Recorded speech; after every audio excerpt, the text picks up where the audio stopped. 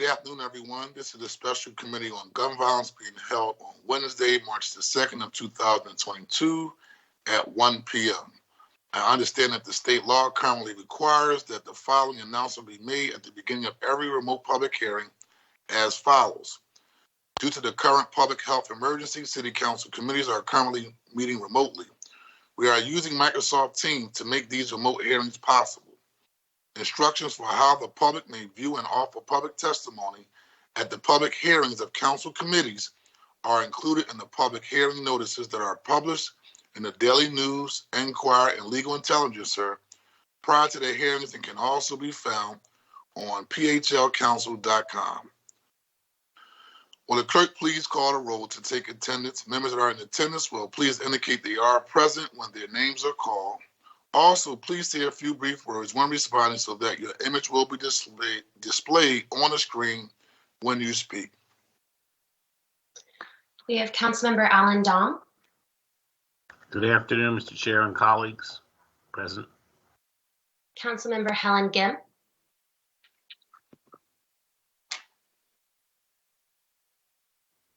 Good afternoon, Mr. Chair. Good afternoon, colleagues. I am present. Councilmember Isaiah Thomas. Good afternoon, Mr. Chair. Good afternoon, colleagues. I'm present. Councilmember Catherine Gilmore Richardson. Good afternoon, Mr. Chair and colleagues. I am present. And Councilmember Maria Quinones Sanchez. Good afternoon, Mr. Chair. I'm present. And Councilmember Kendra Brooks. Good afternoon. I'm present. Thank you. This meeting is now called to order. This is the public hearing of the Special Committee on Gun Violence regarding Resolution 211026. Will the clerk please read the title of the resolution? Resolution 211026, a resolution authorizing the Special Committee on Gun Violence Prevention to conduct hearings to examine our national youth mental health crisis and its role in the ongoing epidemic of gun violence. Before we begin to hear testimony from the witnesses we have for today, everyone has been invited to the meeting to testify. Should be aware that this public hearing is being recorded. Because the hearing is public, participation and viewers have no reasonable expectation of privacy. By continuing to being in the meeting, you are consenting to being recorded. Additionally, prior to recognizing members for the questions or comments they have for witnesses, I will note for the record at this time that we will use the chat feature available on Microsoft Teams to allow members to signify that they wish to be recognized. In order to comply with the Sunshine Act, the chat feature must only be used for this purpose. And I want to take a moment to thank all of my colleagues for taking time out of their schedule and participating in this very critically important issue. It has become almost a cliche that we are living in a time of multiple crises.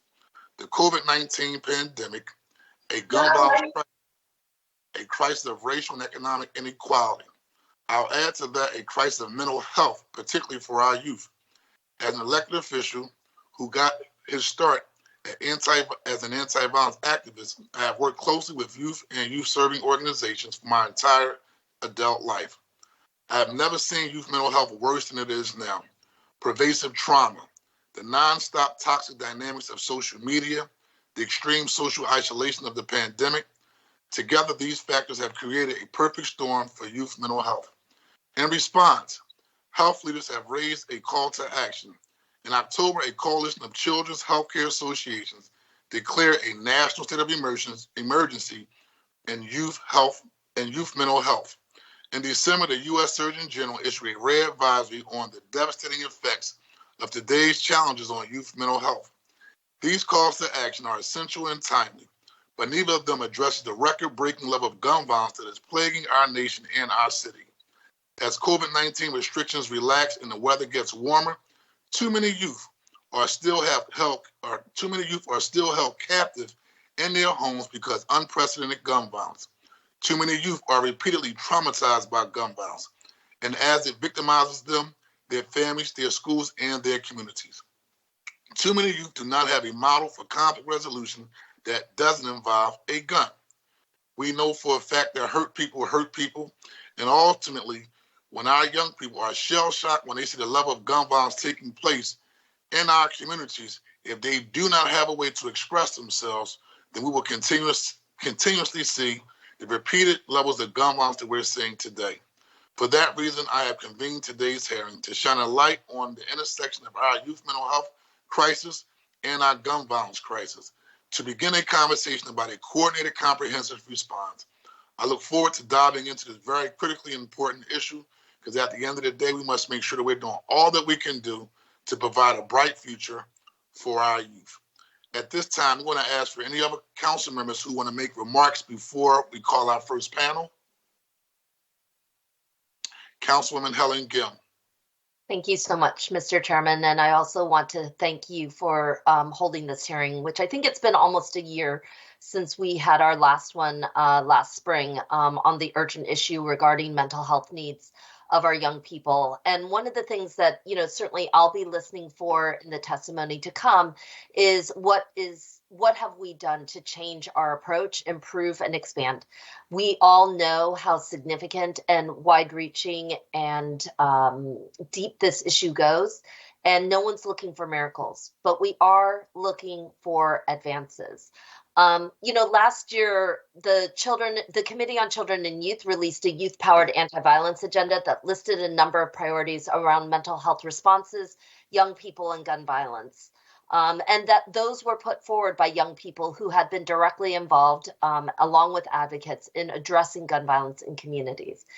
And through the year, while we were doing this work, at every single roundtable discussion that we were part of, in every single meeting with youth leaders, and at every single town hall our office hosted, the lack of access to trauma-focused therapeutic services was always one of the first things that were mentioned.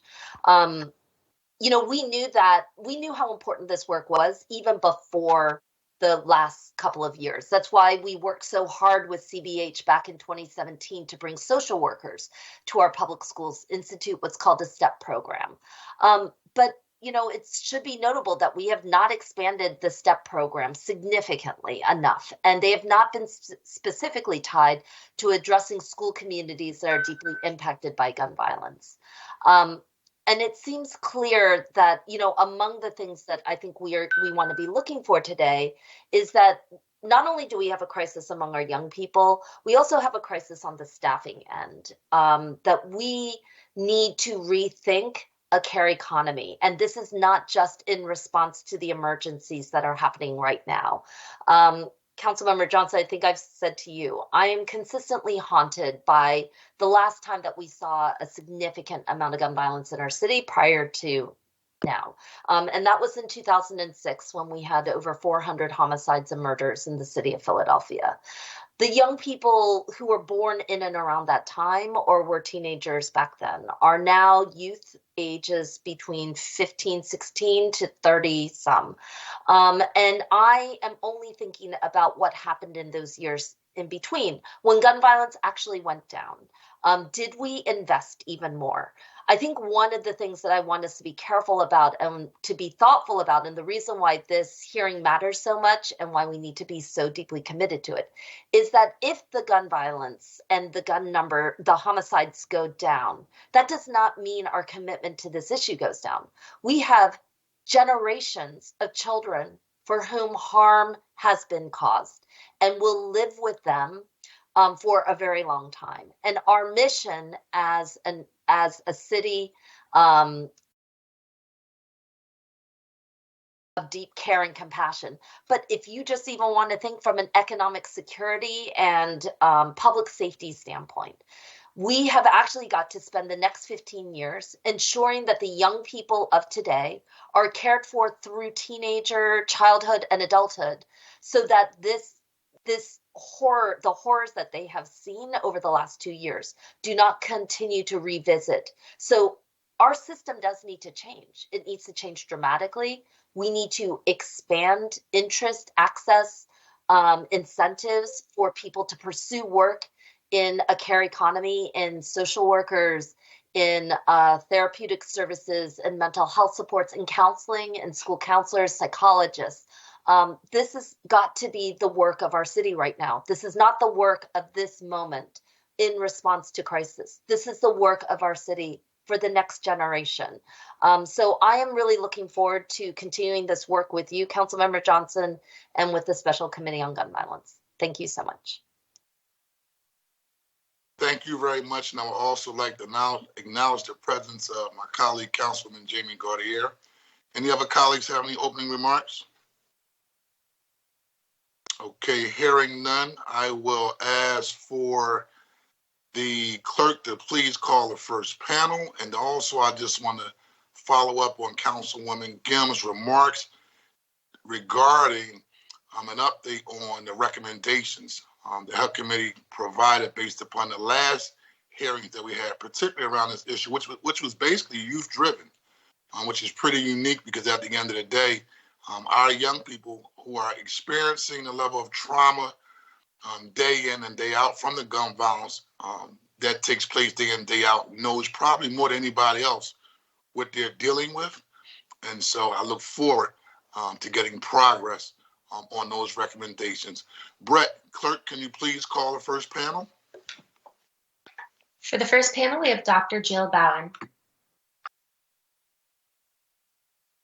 Good afternoon, Good Chairpersons afternoon, Kenyatta Jill. Johnson and Helen Gimm, and members of the Special Committee on Gun Violence and the Committee on Children and Youth. I am Dr. Jill Bowen, Commissioner of the Department of Behavioral Health and Intellectual Disability Services, DBH-IDS. Joining me today is Dr. Tamara Williams, Chief Clinical Officer for CBH, and Yolanda Hughes, Director of Trauma Response and Emergency Preparedness, DBH-IDS. Thank you for this opportunity to testify in response to Resolution number 211026, which authorizes hearings to examine our national youth mental health crisis. Today, I will speak about trauma and the significant impact it has on individuals and communities across Philadelphia. We have been committed to creating a system of care that integrates trauma-informed practices, policies, and environments. Trauma-informed practice recognizes how trauma affects individuals, families, and communities, and recognizes signs and symptoms of trauma. Trauma-informed systems can not only respond to trauma, but can reduce re-traumatization. Trauma poses a significant threat to the overall health and well-being of our city. This is true for all people, those who struggle with mental health and substance abuse issues, and those who have not been diagnosed with such challenges. National studies show that those with mental health challenges are more likely to be victims of crime than perpetrators. Exposure to trauma affects all. Pandemic-related isolation, grief, loss, and disruption to services and routines, violence, racism, political unrest, substance use disorder crises, shelter insecurity, and poverty.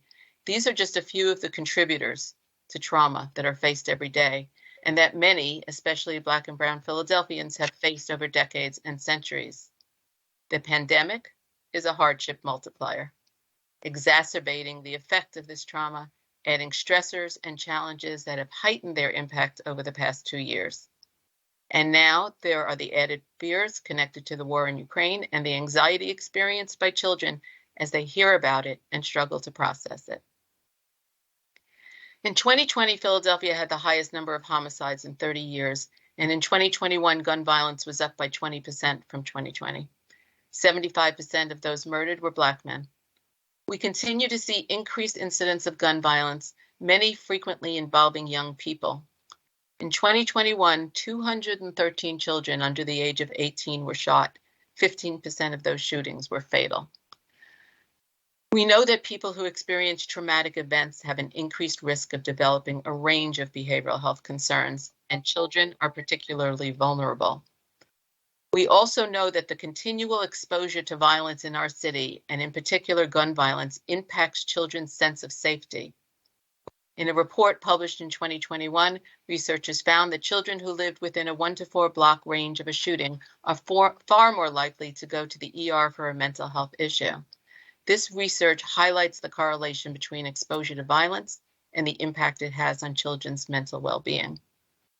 Parents and others who have attended DBH-IDS focus groups shared that their children are afraid to venture outside beyond coming and going to school. Parents are anxious and afraid to allow their children to be out of their sight and are using apps on their children's phones to track their whereabouts and requiring more frequent check-ins due to high anxiety. Bullying and threats of serious bodily harm using social media were also cited as pervasive.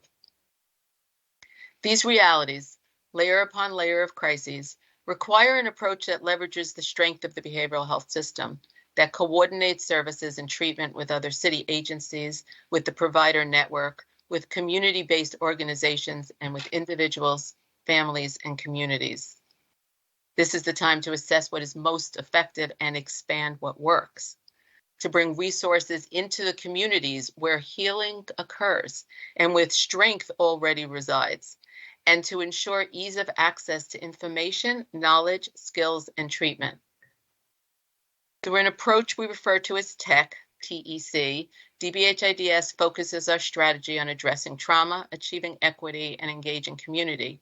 We do this by prioritizing initiatives that move us forward on these domains.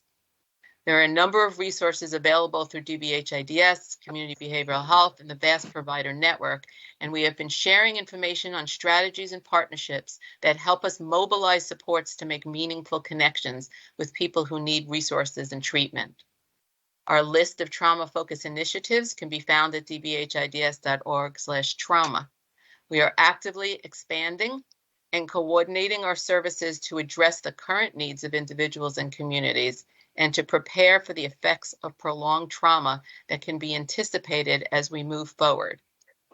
There are 37 trauma-focused initiatives, and our coordination and integration of these services has been a priority. They are organized into a continuum that includes individual intervention, community-based interventions, web-based resources and trainings, and hospital-based programs. Initiatives highlighted today are evidence-based or informed and actively proceeding to increase ease of access, connectedness, or to expand their capacity and reach. Individual interventions. To ensure we are prepared to serve children, in addition to a children's crisis continuum, which includes crisis response centers, urgent care, and children's mobile crisis, a range of children's services are available through our network of providers.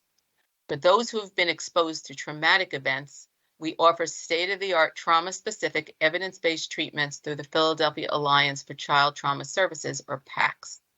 Before PACS was implemented, there were only 3 agencies that specialized in pediatric trauma.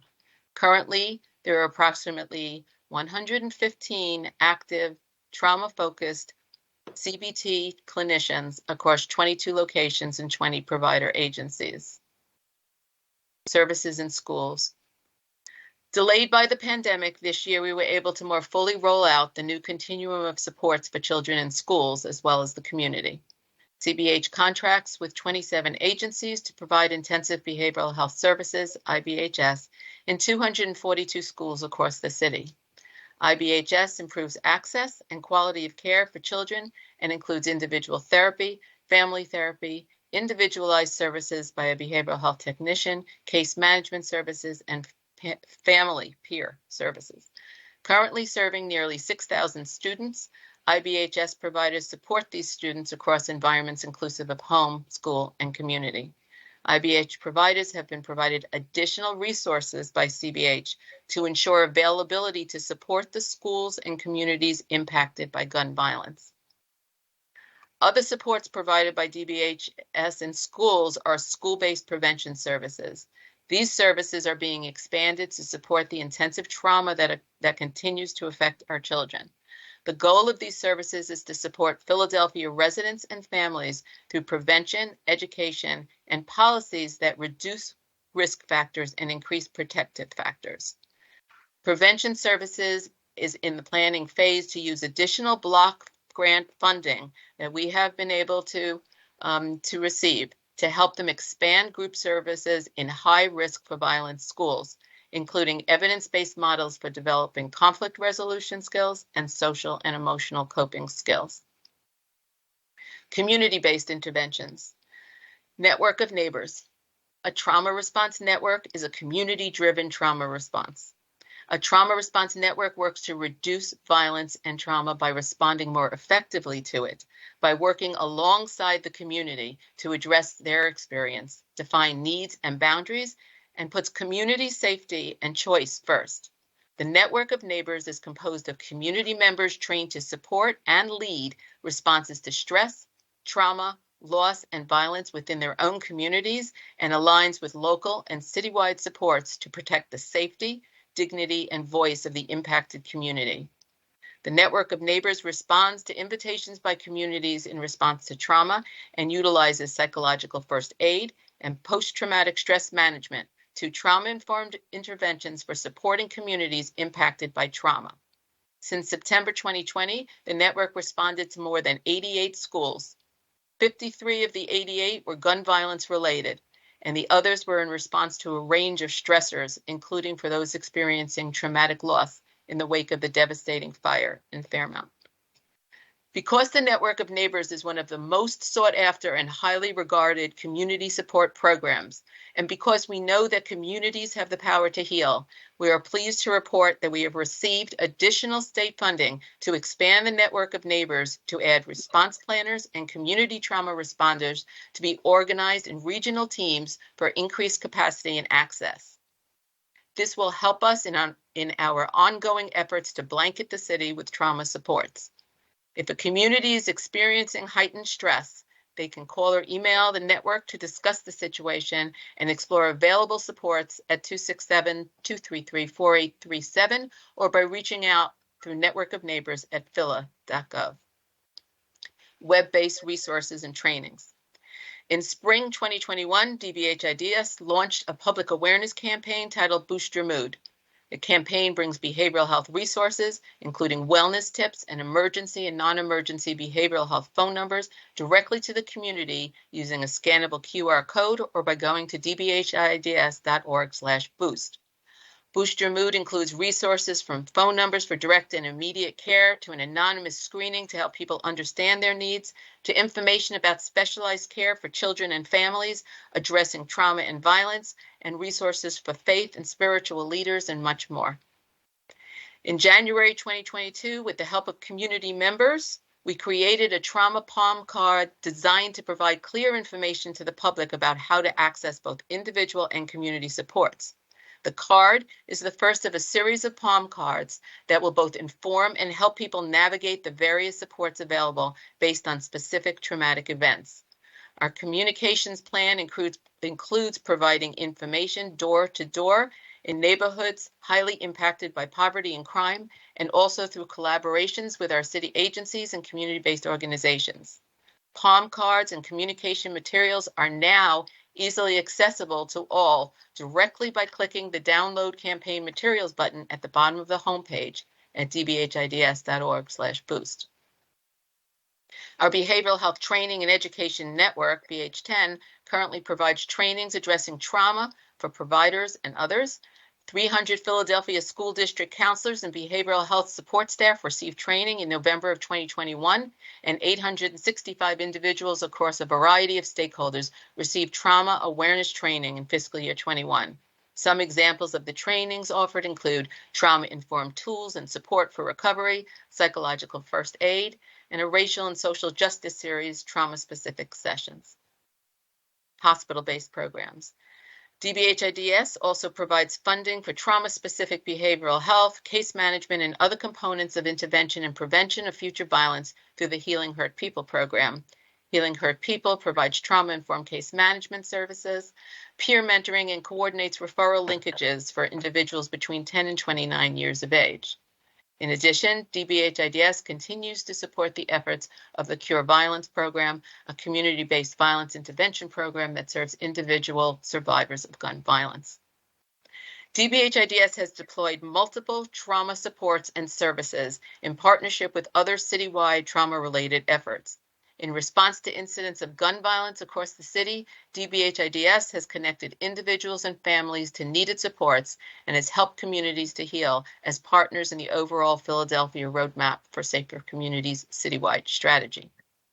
DBH-IDS will continue to be a solution-focused, trusted partner and a safety net for the city of Philadelphia. Thank you to all the members of City Council for holding hearings on this very important issue. We hope that the viewing public will be encouraged to connect to supports as a result of this platform. Thank you for the opportunity to testify. My colleagues and I are available to answer any questions. Thank you very much, Dr. Jill. Very, very informative presentation. I want to start off with the new support for neighborhood network. You mentioned that they received the grant. I've worked with them in several capacities around the issue of gun violence. And I want to get an idea of staffing to date, and what does staffing look like in terms of addressing this issue on a citywide level, and then also in terms of the Healing Hurt People initiative. I want to get an idea of the level of percentage overall that you have devoted resources and support to addressing the issue of gun violence prevention, specifically around young people with mental health issues. And when I say mental health, I guess I probably want to say the person may not even have mental health issues, but however, after they see a murder or a shooting or have been impacted by a murder or a shooting, they're seeking help because the changing of their behavior. So that's exactly right, and it's I think a important distinction, so that everybody who is exposed to trauma, especially children, are going to have their wellness impacted. If we think of this from a population health perspective, we look for wellness in the community. The community is being bombarded by traumas. Particularly, the discussion today is gun violence, and that is a significant trauma. We know through ACEs studies that even just hearing about it is enough to have long-term impacts for kids as they grow. The healing is in the communities.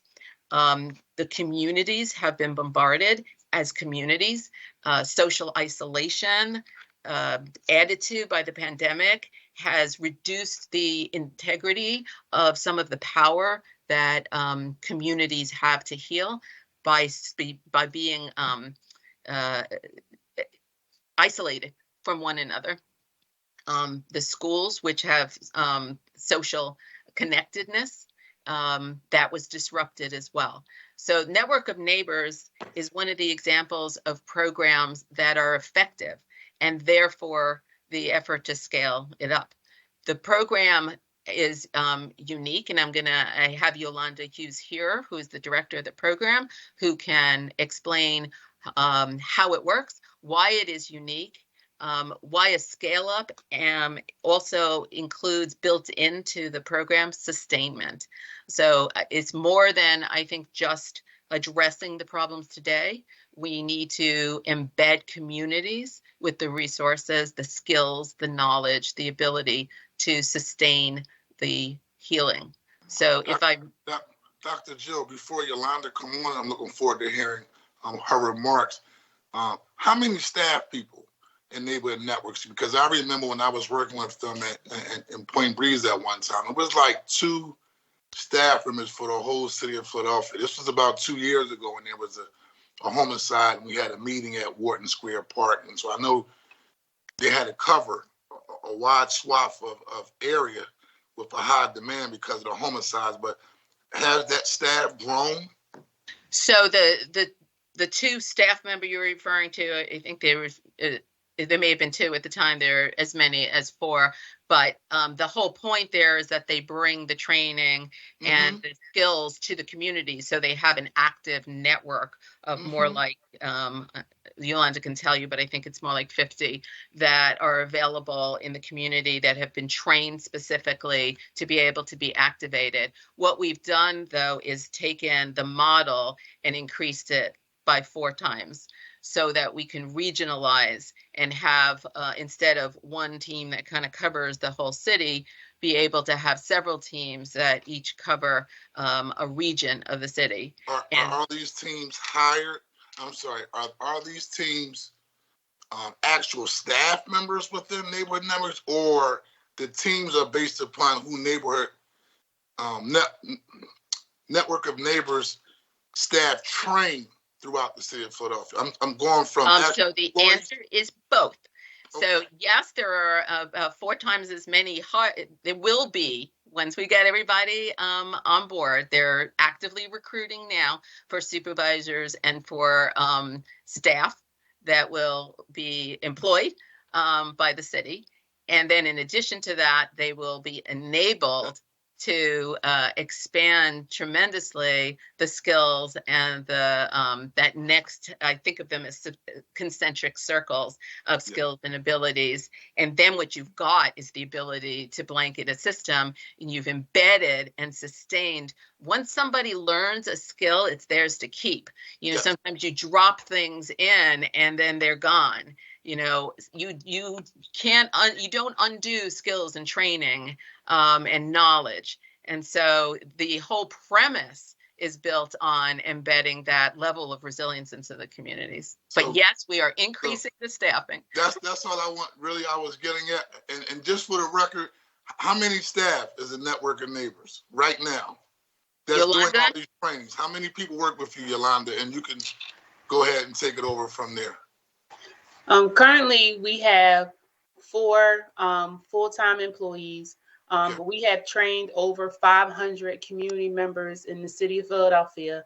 We have 100 and I believe 48 active community members that support us, which we identify as community trauma responders. Good.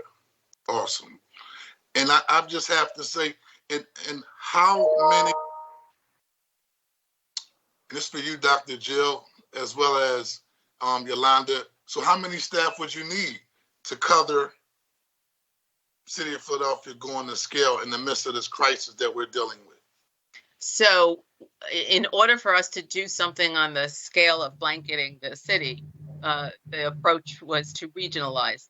So we thought about how you can make a community focused and have increased capacity of the folks who are hired by the city to train up in each of those areas. So we will have about 4 times as many folks once everybody gets hired on, and then they will be training additional. By the time we are done with all of those trainings, you can just imagine the numbers that Yolanda is going to be citing.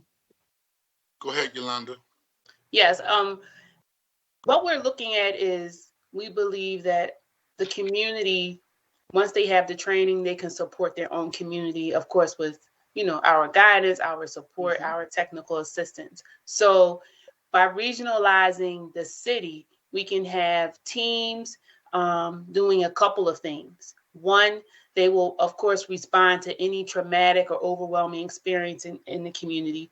2, they are actually building connections and relationships with other community organizations, whether it's Block captains, whether it's any organization is working to support the community. So that's another function. The other function is to train people. What we're actually working on doing is to have trainings come to the community. So have trainings in that particular community, train up a team of community trauma responders, continue to work with them and to support them so that when a situation happens in their community, they feel skilled enough to respond to it and call on us for technical assistance and support and guidance. Okay. And I want to add, what's the timeline? Because we know for full staffing, and again, I know y'all are receiving a grant, because it's about to get hot outside, right? And one thing I believe that we fail at as a city is that we know every summer, and when it gets nice outside, we see an increase in significant gun violence, right? And being in front of the issue from an offensive standpoint, I believe is probably the best method. And so, do y'all have a timeline on ramping up the staffing strategy for additional trainings? And then I also want to go into schools. I know it's mentioned that 6,000 students are served in the schools, right? And then obviously between charter schools and traditional public schools, there's about 200,000 students, right? And so Separate from the timeline and staffing, right, for Network of Neighbors, want to get an idea of, from Dr. Jill as well, in terms of how we're servicing those students that attend public and private schools. Because ultimately, I believe and just know that when someone comes up to a school and a student is murdered or a student is shot, right, you have a whole school right now that's in trauma, right? And you have children trying to figure out, how do they respond? Do they respond picking up a gun?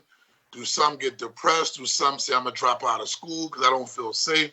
Do I carry a gun now because I don't feel safe? But Yolanda, after your comments and your remarks, I want to go back to Dr. Jill just to get an idea regarding public charter and traditional public schools and the level of services that we're providing to them. Yolanda? Sure, thank you. So regarding our timeline with hiring individuals, there is no secret that it's difficult to find staff, right? Because of the situation that we're in nationwide. So regarding our timeline, we are looking at the option of building up teams first. So we would have, let's say if we have 4 teams, we would like to have that started. And they do it the same Excuse way. me one second, Yolanda. Everyone put their phone on their computer on mute, please. And Brett, clerk, can you please put everybody on mute except for the individuals who are speaking? Sorry, Yolanda, go ahead. No problem. So what we would like to do is to stand up each team separately, right? So if we have team 1, our goal would be to have team 1 in place by May or June, right? And have that team set up. We actually have a training scheduled already for April 4th through April 7th. So when I guess I want to talk with you about how we get people to attend the training. Sure. Whenever there's any type of traumatic or overwhelming stressful situation in any community, and we define community as school, workplace, neighborhood, places of worship, etc. Our goal is to always invite them to the training so that they know the skills of how to respond and support their own community. So it's kind of like very intentional. So we have a training scheduled in April 4th through the 7th, where we have been putting the word out about people attending the training so that they can become a community trauma responder. Once people are a community trauma responder, we've also been working behind the scenes of organizing different clusters throughout the city. So we have a West Philly, Southwest Philly cluster, a South Philadelphia clusters. So grouping all of the trauma responders together so that 1, they can know each other. 2, they can also support each other when situations arise in their community, and we can build a broader connections, right? Because sometimes things happen in one particular neighborhood, and you may not know that another person has a resource or a connection. So that's the goal, what we're doing with our community trauma responders, as Dr. Bowen said, as our way to kind of blanket the city with trauma supports. Awesome. I like that terminology, blanket the city with trauma support, because we're in the city right now with shell shock. All of us, young people, adults as well, waking up day in and day out. We're hearing about some young person being murdered day in and day out, regardless of the circumstances. So thank you. Dr. Jill? So if you're talking about the IBHS, that is public schools, the prevention services are broader in a wider range of school types. I think that the continuum is available for everybody, meaning the PACS programs and the wide range of community-based services are available. Also, the child service, which has this crisis continuum piece to it, so that you don't necessarily have to go to an emergency room. I do want to say some of what we saw during some of the kind of, I don't know if I want to say the darkest days of the pandemic, but some of the 2020 days of the pandemic was that folks who were bringing kids to emergency level or high acuity level was seeing more disturbed scenarios, higher acuity presentations. And some of that was, at least anecdotally, felt to be because they weren't picked up earlier, right? So people were all in various levels of isolation. And so by the time they came into a higher level of care. Emergency departments had some higher suicide presentations than they had in the past. And some of the conditions that were presenting to the crisis response centers were a bit more challenging than what were pre-pandemic. So we saw a increased strain on the higher acuity services, so inpatient psychiatry programs, CRCs, et cetera, for kids. So with that in mind, what we're trying to do is connect people as early as possible. So the schools are, of course, a great place to do that. So it's not just the programs that we have in the schools. There are also programs that the schools run. There are prevention programs. There are outreach programs, and also reaching to the families, because they are the greatest opportunity for support. What we worry about, and what was alluded to some, I think, in some of the opening comments, are the social drivers of health and behavioral health, or the social determinants. So we're talking about poverty. We're talking about housing insecurity. We're talking about food insecurity. We're talking about employment risks. So we're looking not just at the kids when it comes to that, but the families. And so DBH IDS has been involved in looking at folks that we serve in terms of making those connections at various points. So having those questions be part of the behavioral health assessment, whether it's at a crisis level or a community level. What is going on in terms of those social drivers? What is their situation in terms of housing? Are there subsidies available for those individuals? Are there connections to and referrals and linkages to job opportunities? Et cetera. If there's food insecurity, or is there some way to connect them up? So that is all part of our overarching integrated trauma strategy, is to link those pieces up. Do we have a partnership with the school district of Philadelphia regarding crisis response teams when there is a shooting and a murder that happens at a school? So yes, there's a whole algorithm. I'll ask Dr. Williams, who's on here, Tamara Williams, who is the liaison through CBH, oversees that whole process, can help give you those specifics. But yes, absolutely, there is a continuum for how we get tapped to come in and be helpful and supportive. So Dr. Williams, do you want to explain that further? Yeah, sure, I'd be happy to. As Dr. Bowen mentioned, we do have a protocol in place. It's a collaboration between the school district, CBH, DBH, IDS, wherein when the school district becomes aware of a student who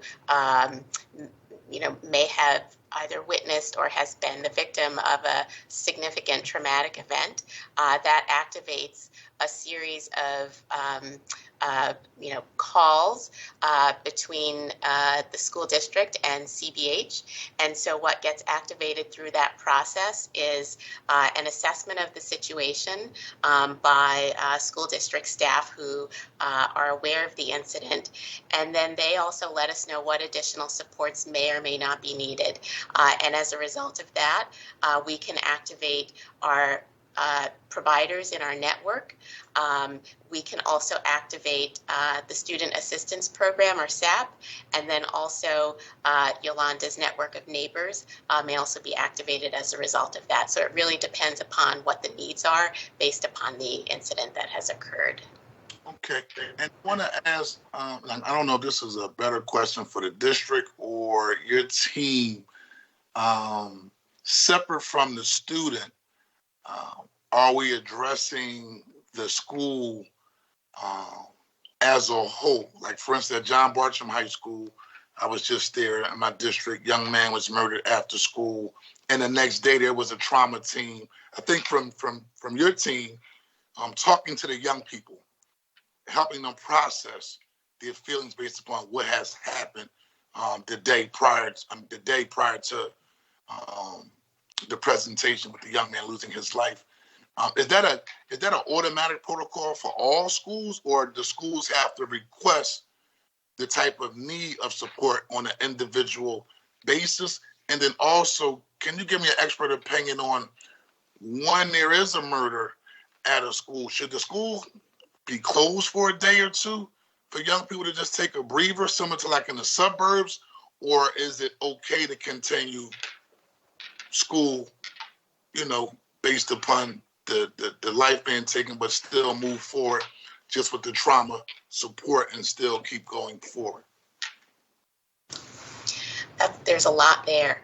I think, to answer your first question, the process is a mixture of things. So there's some automaticity to what gets activated, but also it very much depends upon the assessment of those who are on site and who have the most information about the incident that has occurred. Sometimes that's the principal, sometimes it's the school counselor.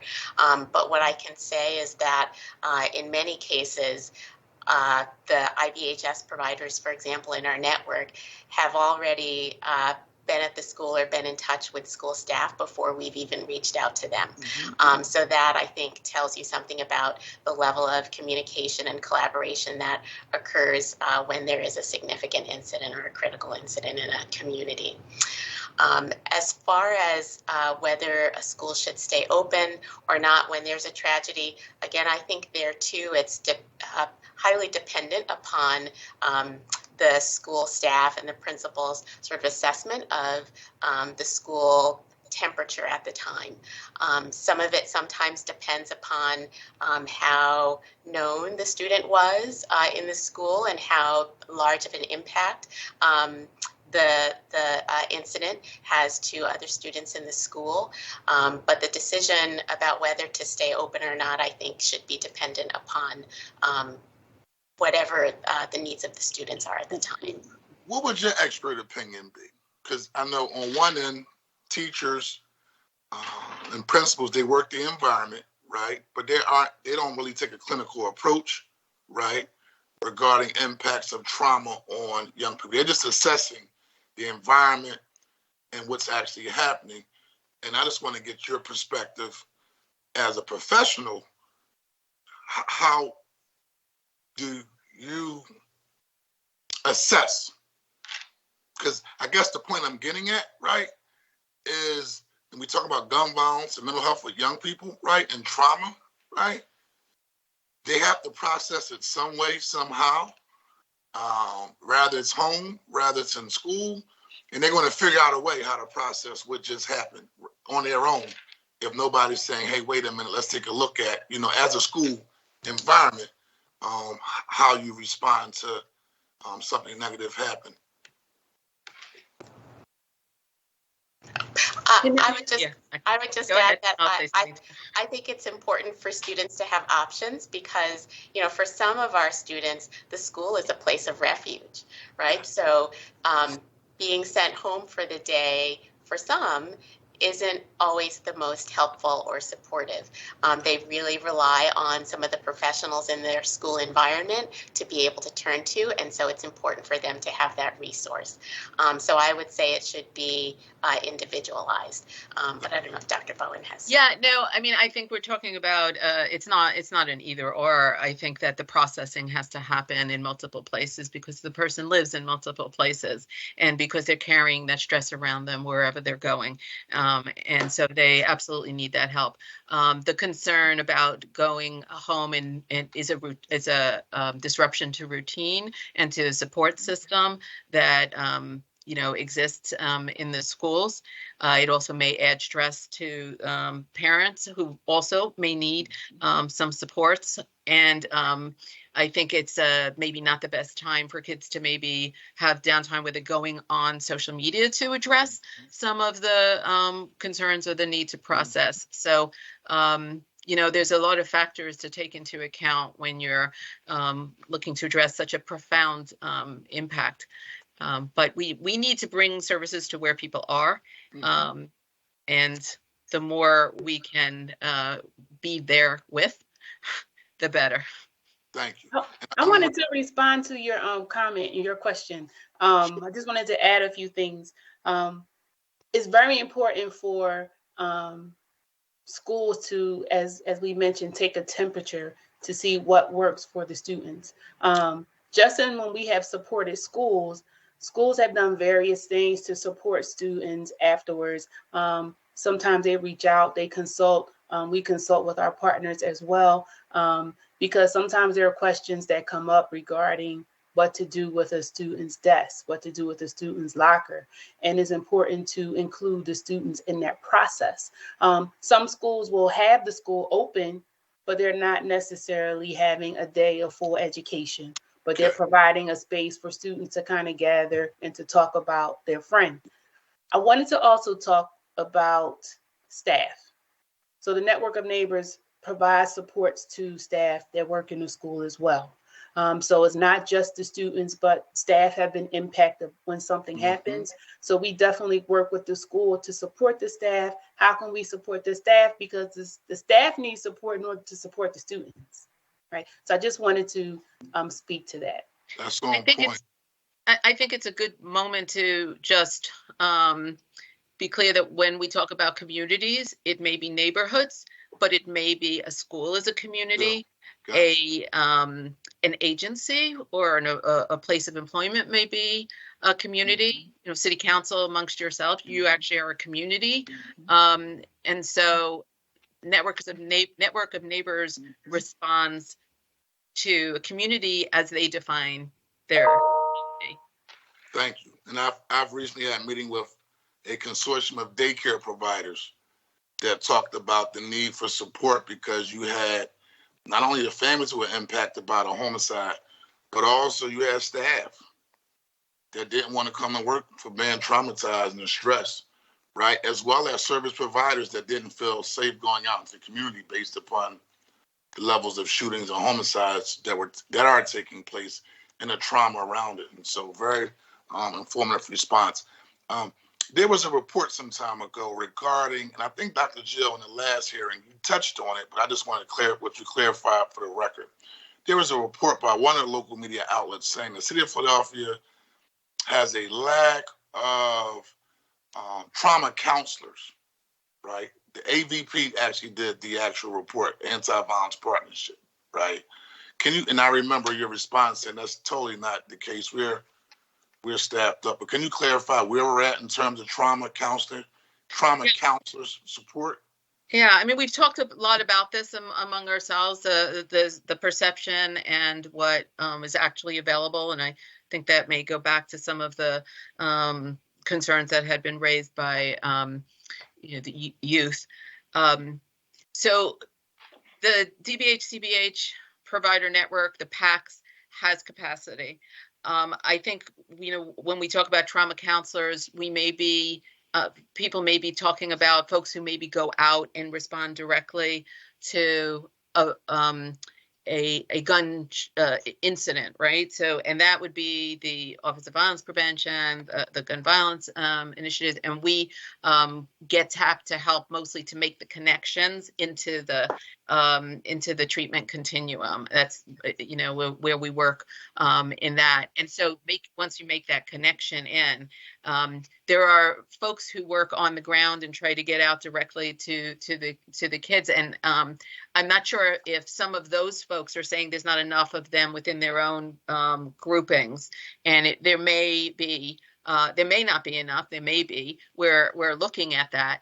But what we're trying really hard to do is close the gap. This is one of the things we've intensively been working on since this past year, in addition to all of this coordination of the continuum, so there's not 37 separate programs that people don't know about, but a continuum that makes sense and that we can connect people through, and expanding what works and focusing and targeting in areas where there's high risk. We're also trying to close that gap between people having a need, having capacity, and not being able to, that doesn't meet.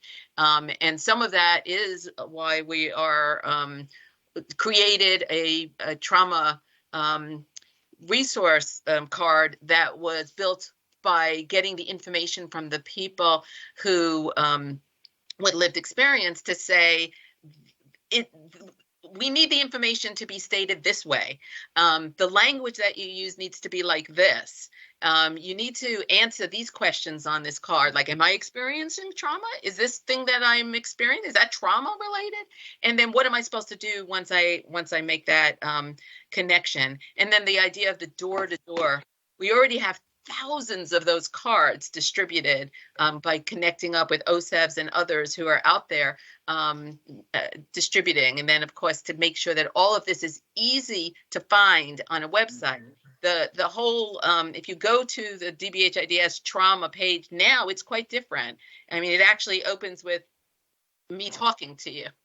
Like I'm actually on a video talking to you. And then it's all linked and easy to see all of those. So there is some kind of a need to close that gap. Can you, and I'm gonna wrap up because I know my colleagues is waiting to ask questions. Last thing, I like the palm card approach, and I just want to push this a little further regarding maybe partnering with like Power 99, 107.9, yes. Right? Because there's a undercurrent of young people, right, who really are suffering, right?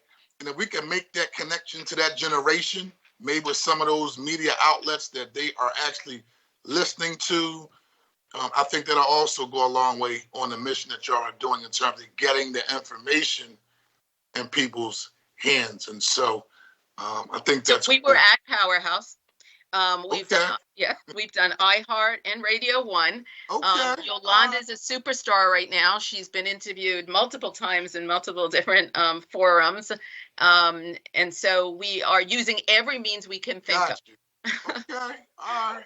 So thank you, Dr. Jill, Yolanda, and Dr. Tamara. And at this time, I'm going to call on my colleague, Councilwoman Maria Kiona Sanchez. Mr. Chair, out of respect for your co-sponsor, because she's also in the queue, Councilmember Gim, I'm going to let her go first. Probably a line of questioning is going to be similar, but I know she should, as a co-sponsor, should go first, and I'll wait after her. Thank you, Mr. Chair. Councilwoman Helen Gim. Thank you, Mr. Chair, and thank you so much, Councilmember Quinona Sanchez. I do appreciate that. So I wanted to ask a few clarifying questions on some of the affirmative outreach to violence victims, because I wasn't entirely clear. So who is responsible for contacting individuals who have been victims of or exposed to gun violence within a specific period of time to offer trauma support? So when there's an incident of that sort, the Office of Violence Prevention, the Gun Violence Initiative, they are the ones who go out and they will connect us in as needed. We've been called in a fair amount to make the connections for families or for individuals into trauma treatment. Okay. And OVP, Office of Violence Prevention. Yeah. And that is within 10 days. They're supposed to reach out to the victims. Is that right? I don't have that answer at my fingertips. We would have to check it. Yeah, I think that was in the roadmap to Safer Community. Yep, on the roadmap, but I'm not sure of the time frame. Okay. And who's tracking whether that actually happens, and what percentage of victims actually what percentage of victims are actually contacted? What percent are contacted within the 10 days? And then what percent of the victims who are contacted actually connect with you and then connect with trauma services? So that's tracked by OVP. So I'm sorry, I don't have that information for you. I can just tell you that when we get tapped, we have a protocol. We have a process that's very quick to engage and get folks who are identified and referred for us into appropriate treatment. And then if we're talking specifically about youth, because of the council hearing being specifically about youth, who are the providers that are doing the youth supports that you generally refer to? So I'll ask Tamara, who would have that specific information. Obviously, there's 27 providers in IBHS, and so they are part of the continuum, but there are others in the PACS network, for example. So Dr. Williams. This is just for clarity, and as you're explaining it, because it would just help for me. The IBHS is school-based, right? School and community-based. Okay, school and community-based. Mm-hmm. Okay. School, home, and community, yes. Okay. Yeah, so there's multiple layers of access to trauma-informed services. It's something that we've strived for over the past several years.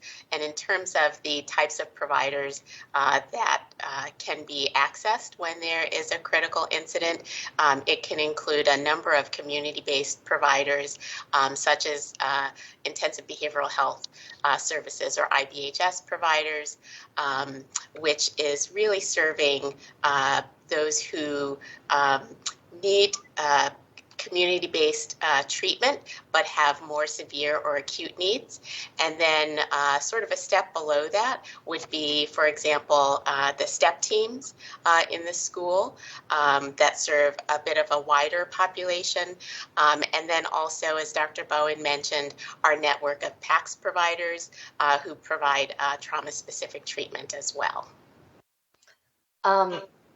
So do you have data on the people that you actually serve? I know that OVP may have data on people who are contacted, but do you have data on the people that you actually serve that you're able to share with our committee, specifically around young people? And just, obviously we're not interested in names or any kind of specifics that would violate privacy, but a little bit more about, whether the young people that you're talking with, the youth that you're talking with, do they receive supports? How long do they usually stay in? That kind of thing. So we have information about the number of youth who are participating in these various types of treatments, whether it be through a PACS provider or IBHS or a STEP provider, for example. And we would also be able to provide aggregate information, for example, about the types of diagnoses as a proxy or indicator for the kinds of symptoms that youth are presenting with when they do present for treatment. Okay. And that you would be able to break it apart based on like ones that are happening just within schools and ones that are being referred through OVP. Is that right?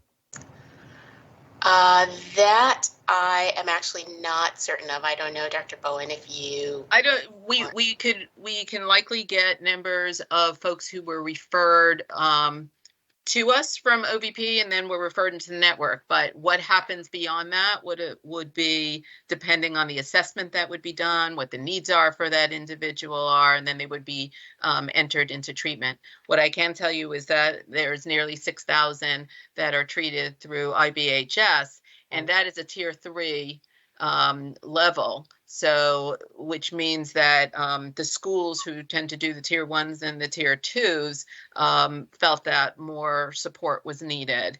And if that gives you some sort of sense of the need at that level. Now, to the extent that someone amongst those 6,000 are impacted by gun violence or impacted by other issues, I don't know that we have that specific level of, personal health information for us to report, but maybe some aggregate of that Tamara may be able to get. But I think it's very hard to tease out causes because everybody is so affected by all of it. So someone may not have been referred specifically because of gun violence, but they're also impacted by it nonetheless.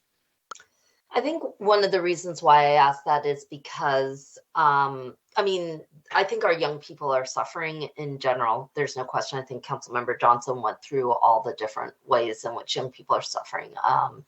And I know just from being within our schools where we have 324 teacher vacancies, that's almost 10,000 kids without a teacher in the classroom every day. And then you've got something like 90, you've got a huge number of absences that occur every day. Over 1,000 substitute teachers are needed every single day in our public schools right now. That's 3,000 kids, that don't have like a regular point of contact. I mean, it's a major, major crisis. So there's no question that young people are struggling. And we want to be thoughtful about all of that. We are trying to track the impact of gun violence on young people specifically. And it's in part because this problem isn't going to go away. It's because, as I said earlier, I believe that our whole city's resources actually need to realign over the next 10 years in order for us to make amends or have even a chance to make amends for what young people have suffered over the last number of years. And so I guess that's why I'm looking for this data, because I do want us to get better at this and not to, not to say that we're not, but I think one of the critiques that we have heard from testimony that we'll hear later from CHOP is that we continue to have barriers to those who may be coming in from outside. And so we're trying to understand whether, those barriers are prohibitive, whether we're getting any better, whether we're speeding up access, whether, there's like a satisfaction level that we're getting from people that we serve. And so that's partly what I'm teasing out. And I'm wondering if you have any thoughts around that. Yeah, I mean, some of that depends. So it depends on the level of care. I think the impact of the staffing is significant across the board. So as much as we still have capacity, there's more capacity in community-based levels of care than in some of the higher acuity levels of care where CHOP may be looking to be referring. For example, we have plenty of challenges with, staffing up. There was just a barest light at the end of the tunnel, and I was getting some feedback last week that the pools were increasing in terms of the employees. I know that we're hiring up our mobile crisis, and one of the providers was able to successfully get a team on the ground, and another provider is struggling a little more. So there's some unevenness in that. And then there's been some reorganization of some spaces from COVID that reduced the capacity of some spaces, just so that because people needed to be separate. So all of that still needs to be sorted out in terms of what is impacting the ability for some folks to move through the system or to flow through the system. I appreciate your comments in terms of the data and being able to appropriately resource based on what the needs are and what the data is. Some of this whole approach this year for us has been to look very intensively at the data and the outcomes and what works. That's why Network of Neighbors, for example, is being scaled up because it's effective. So I think that your approach makes a lot of sense, and we will go and look to see. There's so many ways in which people get access. Sometimes referrals are just the parents are not ready in that moment to engage in treatment either for themselves or their family. So they take information, and then we may not know when or if they connected up. So it's not the easiest. Since there's so many multiple ways that people enter the treatment continuum, to know how much of that was gun violence. But we certainly would be willing to help you to see where we might have some ability to add to that understanding. Yeah. So I had two more additional questions.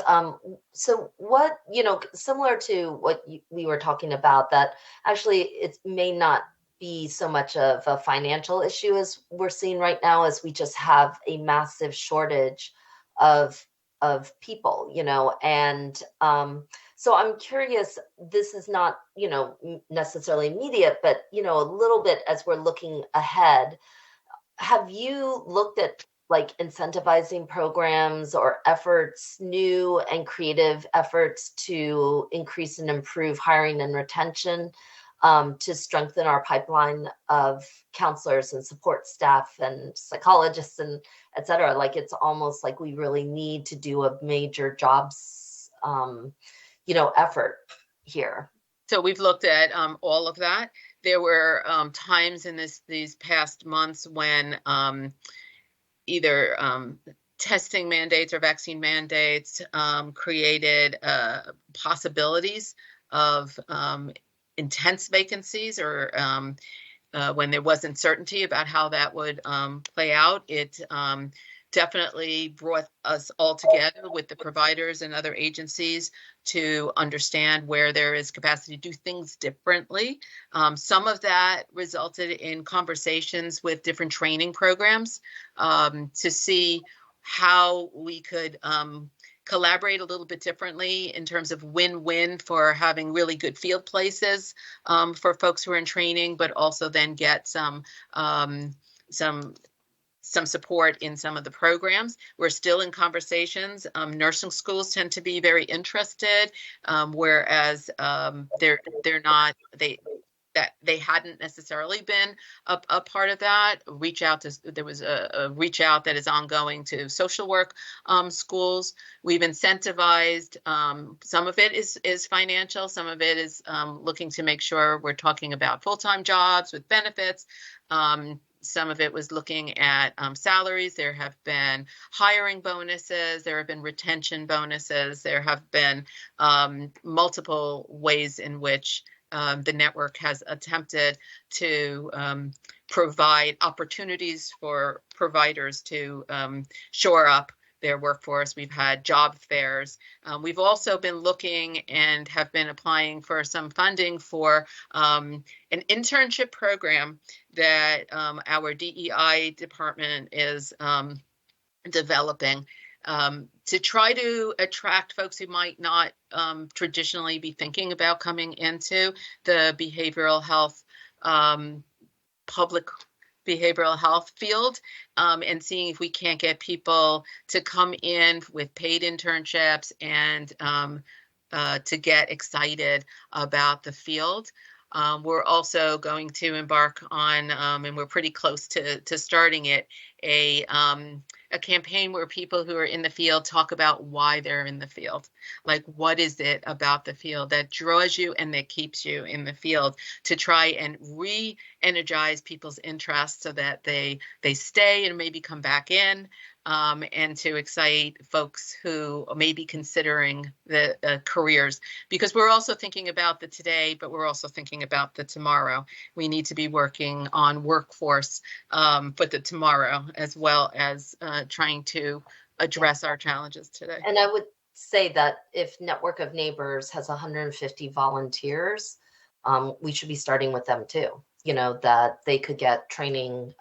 We should be looking at what's offered within CCP, what it would take to get degreed opportunities, and that we should be looking at, individuals who are already like deeply engaged on this. So absolutely, we'll continue to be partners with you on it. Obviously we're deeply interested in supplying all of our areas of great need, but I also think it taps into a lot of people's desires right now to be helpful.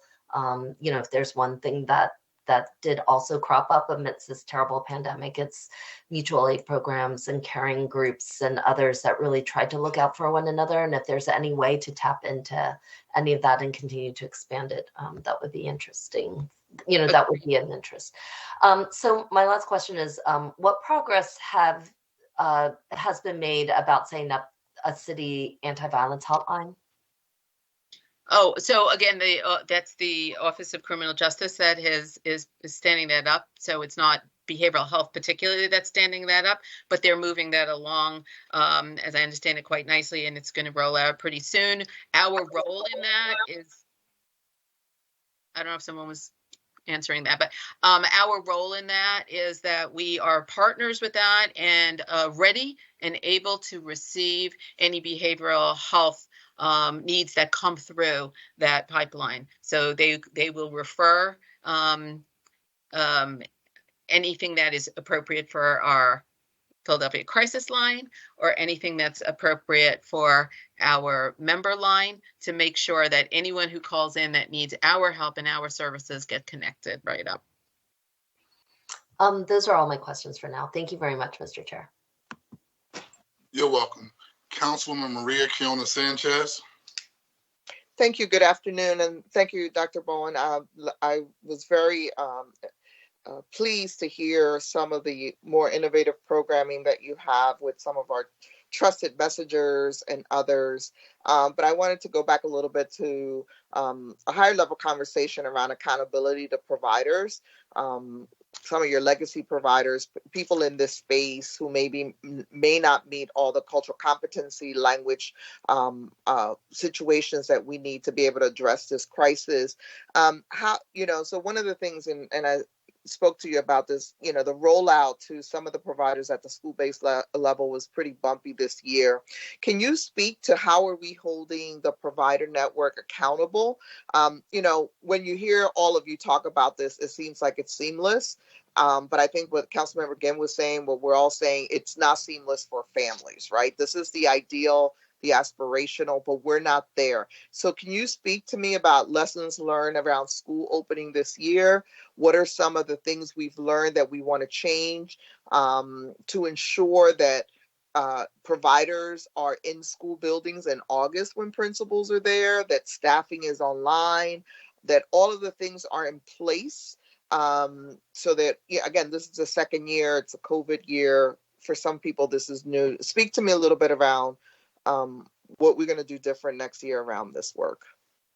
So first of all, thank you, Council Member, for raising that. It was a bit bumpy. Some of that had to do with staffing. Some of it had to do with communication. Some of it had to do with who at the schools had awareness and whether there was coordination in terms of, the providers aware, the school personnel being aware that the providers were on site. Sometimes when the principals thought they weren't on site, they were on site, but they hadn't connected fully. First of all, I think that lessons learned is, communication 101 to make sure that everybody has the same awareness of where people are and how they're connecting. Every school is a little bit different, so anything that we can do to get consistency among the liaisons, the schools, and the IBHS providers is pretty key. Some of the staffing issues were plaguing some. They were plaguing the providers differently.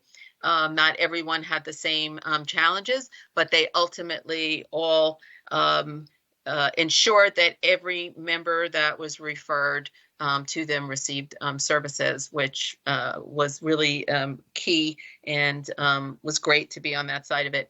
The other thing we had talked about, and some of this had come up in a conversation also with Councilmember Gim, was accountability also needs to come from the people that we serve, right? Your customers, and that's parents, that's kids, and that's in many respects principals. And so I know Tamara can speak to this, but Dr. Williams can speak to this, but there's effort being done with the school now to put together a survey that will be able to go out and get feedback for each of the providers in terms of the it's really a satisfaction check to make sure that the services that are being provided are being received in as essentially as they're intended to be. Yes, that's right. We are in the process of collaborating with the school district and have also gotten some supports from City Council as well to be able to put together a survey so that it speaks to essentially how do people think things are going in terms of delivery of treatment via IBHS programs. I think the other thing that we've done to sort of lessons learned is making sure that everyone who needs it has contact information for the right people. So for example, at CBH, one of the groups that's important for people to know about at the school, as well as our providers, is the CBH Consultation Liaison Team. So we've made sure that everyone has the contact information for that as well. So I want to go back to accountability to providers. And I appreciate that parents have a responsibility and young people do, but ultimately there are people in a system being paid to do some of this work. So I want to go back to, and I think, if it's not measured, it's not managed. So how are we going to grade the 27 providers at the school around who has capacity, again, to do some of this work, is culturally competent, has some of the language access skills? Because I know that for some providers, this new model is different, right? And so people try to adapt to this model, but that some people, maybe this is not the work that they should be doing. So how are we going to grade these providers so that we can compare them, all things being equal? They never are. How do we build in incentives, right? And how do we assure that there's equity in this provider space? So one thing I'm going to speak to, and then Tamara, you can say some more, but they are held accountable to the standards that the state has set for IBHS. So there is information that lets us know whether they're able to meet those standards and meet them appropriately. I think the feedback from the parents and from the school or from the principals is meant to be another way to know that the customers are satisfied with what is being provided. But as far as holding them accountable for meeting the standards, it's really a state requirement and a contractual requirement. So I think you may be looking beyond that. I'm looking for an easy way for users, for elected officials, for all of us to say, this is a good provider. These are the standards by the state. Here's a report card so that if a parent or a user or a principal is not satisfied because a person is not meeting those standards, this is supposed to be a choice matter, right? So I know in the selection of providers, all the schools were consulted, but not everybody got to make decisions. So to me, it's like I want to hold folks to a standard, but I also want it to be transparent and clear to parents and users of provider capacity, strengths, weaknesses, so that they know what they're measuring it against, right? You ask a parent a survey and you check off a box, and you ask the questions in a very limited way. They don't know what they're entitled to, right? They don't know what those providers are supposed to provide as part of that tier 3. So how do we connect those dots? I mean, this investment is significant and it should be as impactful too. But if we're not standardizing this and we're not educating parents and young people about what they should expect, it's hard to ask them, are you getting what you're supposed to be getting?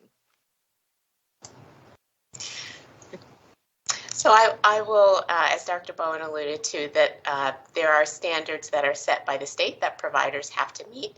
And so, 2 examples that I can provide are adherence to what is called the school provider agreement, which essentially states what is required in order for this service to be delivered effectively.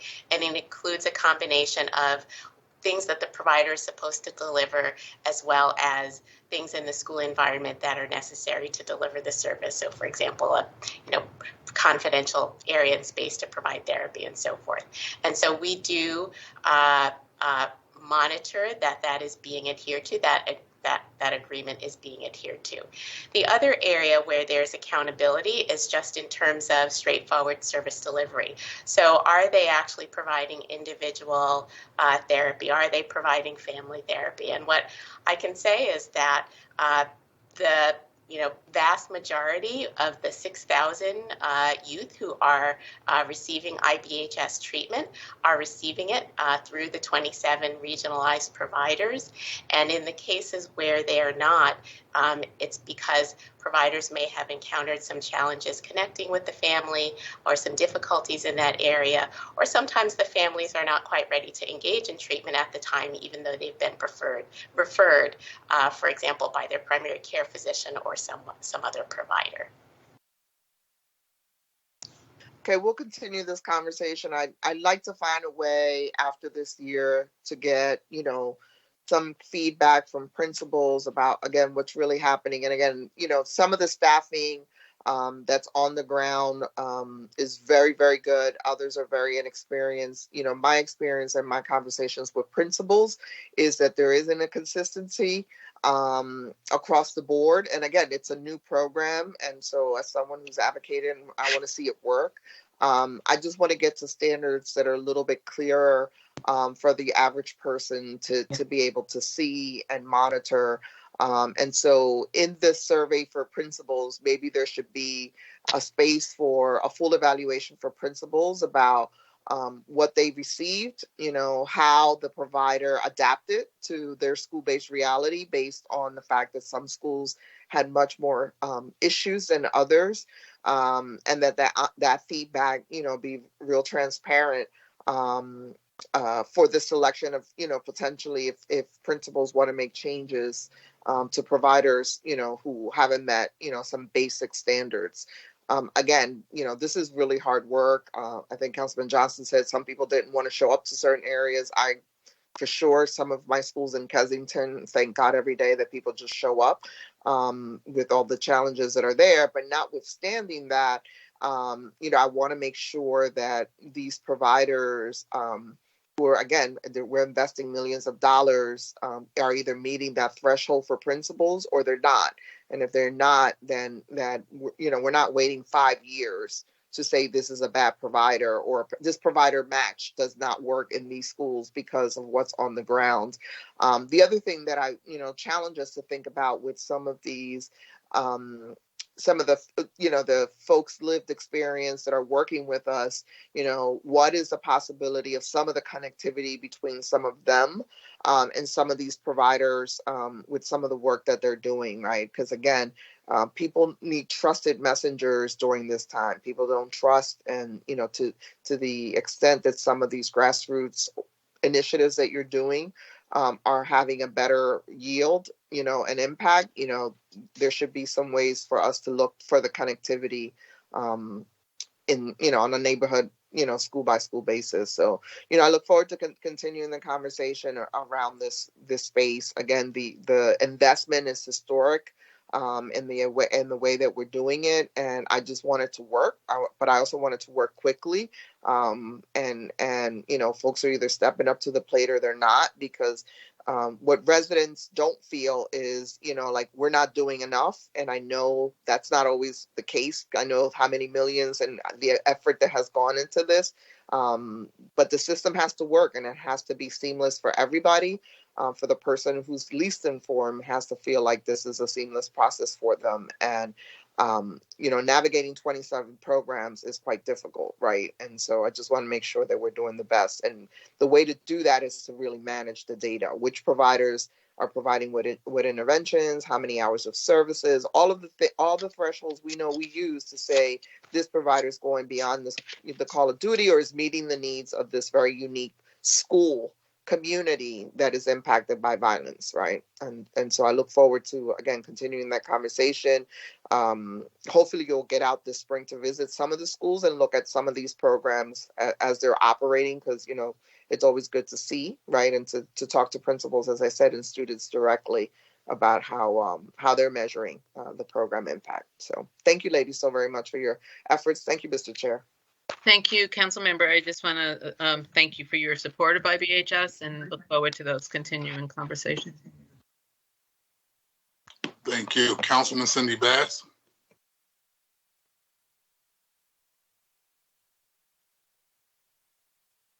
Thank you, Mr. Chairman. I wanted to be marked as present, and I really want to thank you for this most informative hearing. It's very important in light of everything that is happening right now in our city. I don't have any questions at this moment, but I just wanted to be marked as present, and thank you again for hosting this very important discussion.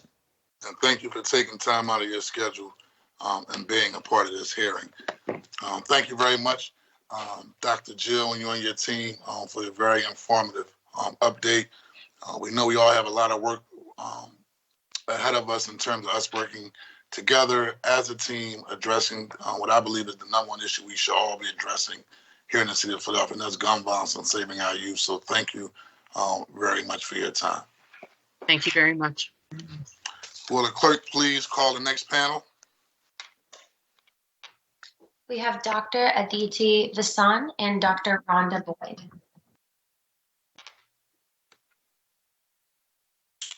Hello, how are you? Good, thank you. How are you? I'm doing pretty good. If you could just state your name and title for the record and begin your testimony. Sure.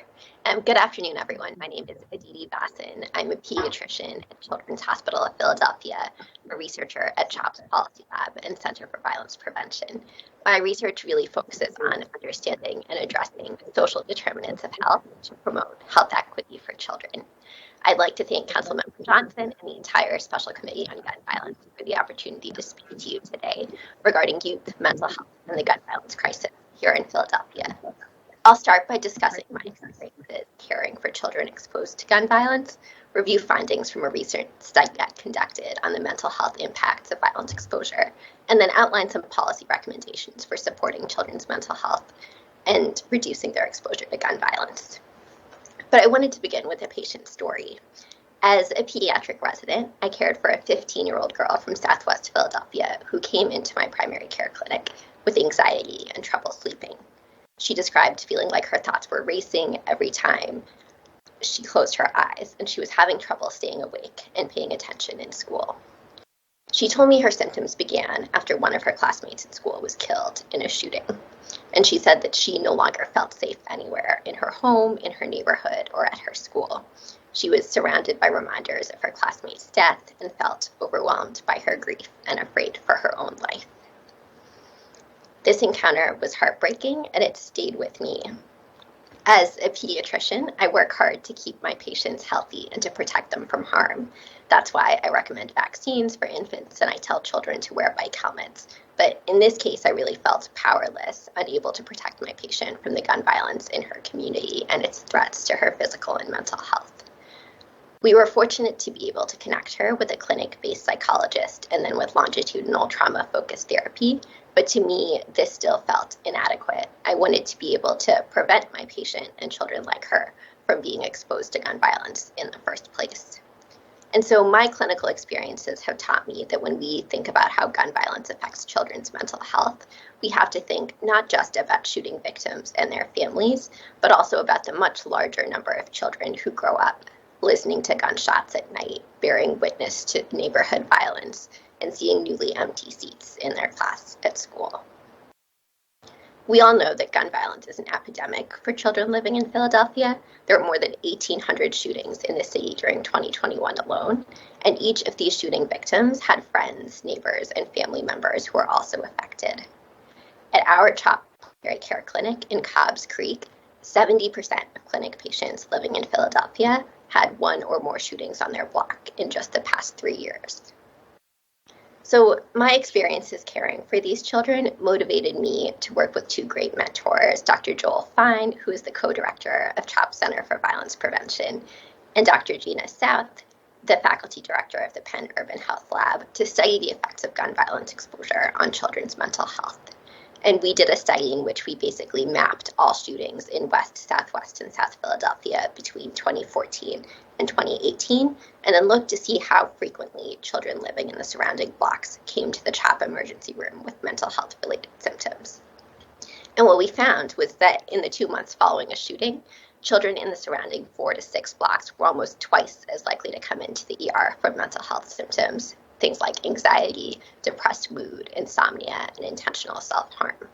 And this association was strongest for children within 2 to 3 blocks of the shooting, so children who lived closer in the 2 weeks immediately after the shooting, and for children exposed to multiple shootings. And so our findings really underscore the importance of, as you've already heard, providing children with universal trauma-informed care in all care settings. And this includes not just hospitals and schools, but also interactions with law enforcement agencies and with social service agencies. And this requires really recognizing trauma and acute stress reactions in children. And instead of punishing or reprimanding children who act out or become withdrawn because of their exposure to gun violence, adults who interact with these kids should validate their feelings and their behaviors as appropriate and expected responses to trauma, help them cope with their emotions, and provide referrals to support, including trauma-focused therapy. Furthermore, we really have to support those connections, so make sure the trauma-focused therapy is made consistently and readily available for children and families in Philadelphia, and that we're creating a robust network of trauma-focused providers so that every child in Philadelphia and their loved ones can get access to the mental health care they need. I also want to highlight here that in Philadelphia, as in many other cities, gun violence disproportionately impacts Black children and families living in poverty. And this is really because of the enduring effects of structural racism that have led to persistent racial segregation and concentrated poverty in parts of our city. And so reducing neighborhood gun violence should be a priority for health systems and policymakers who care about promoting health equity. Fortunately, there are proven policy solutions that can help reduce gun violence exposure and protect children's mental health.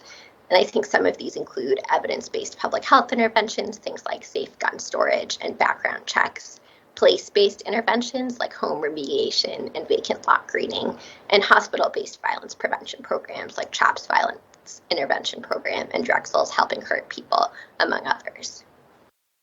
Reducing neighborhood gun violence exposure is particularly urgent now, as you've heard, given the surge in depression and anxiety symptoms among teenagers during the pandemic. And as you'll hear from my CHOP colleague, Dr. Rhonda Boyd, who's also testifying, there are also disparities in the mental health effects of the pandemic. Suicide rates of Black young people have increased significantly since 2019, and I share and echo her concern that the mental health needs of youth of color are being missed.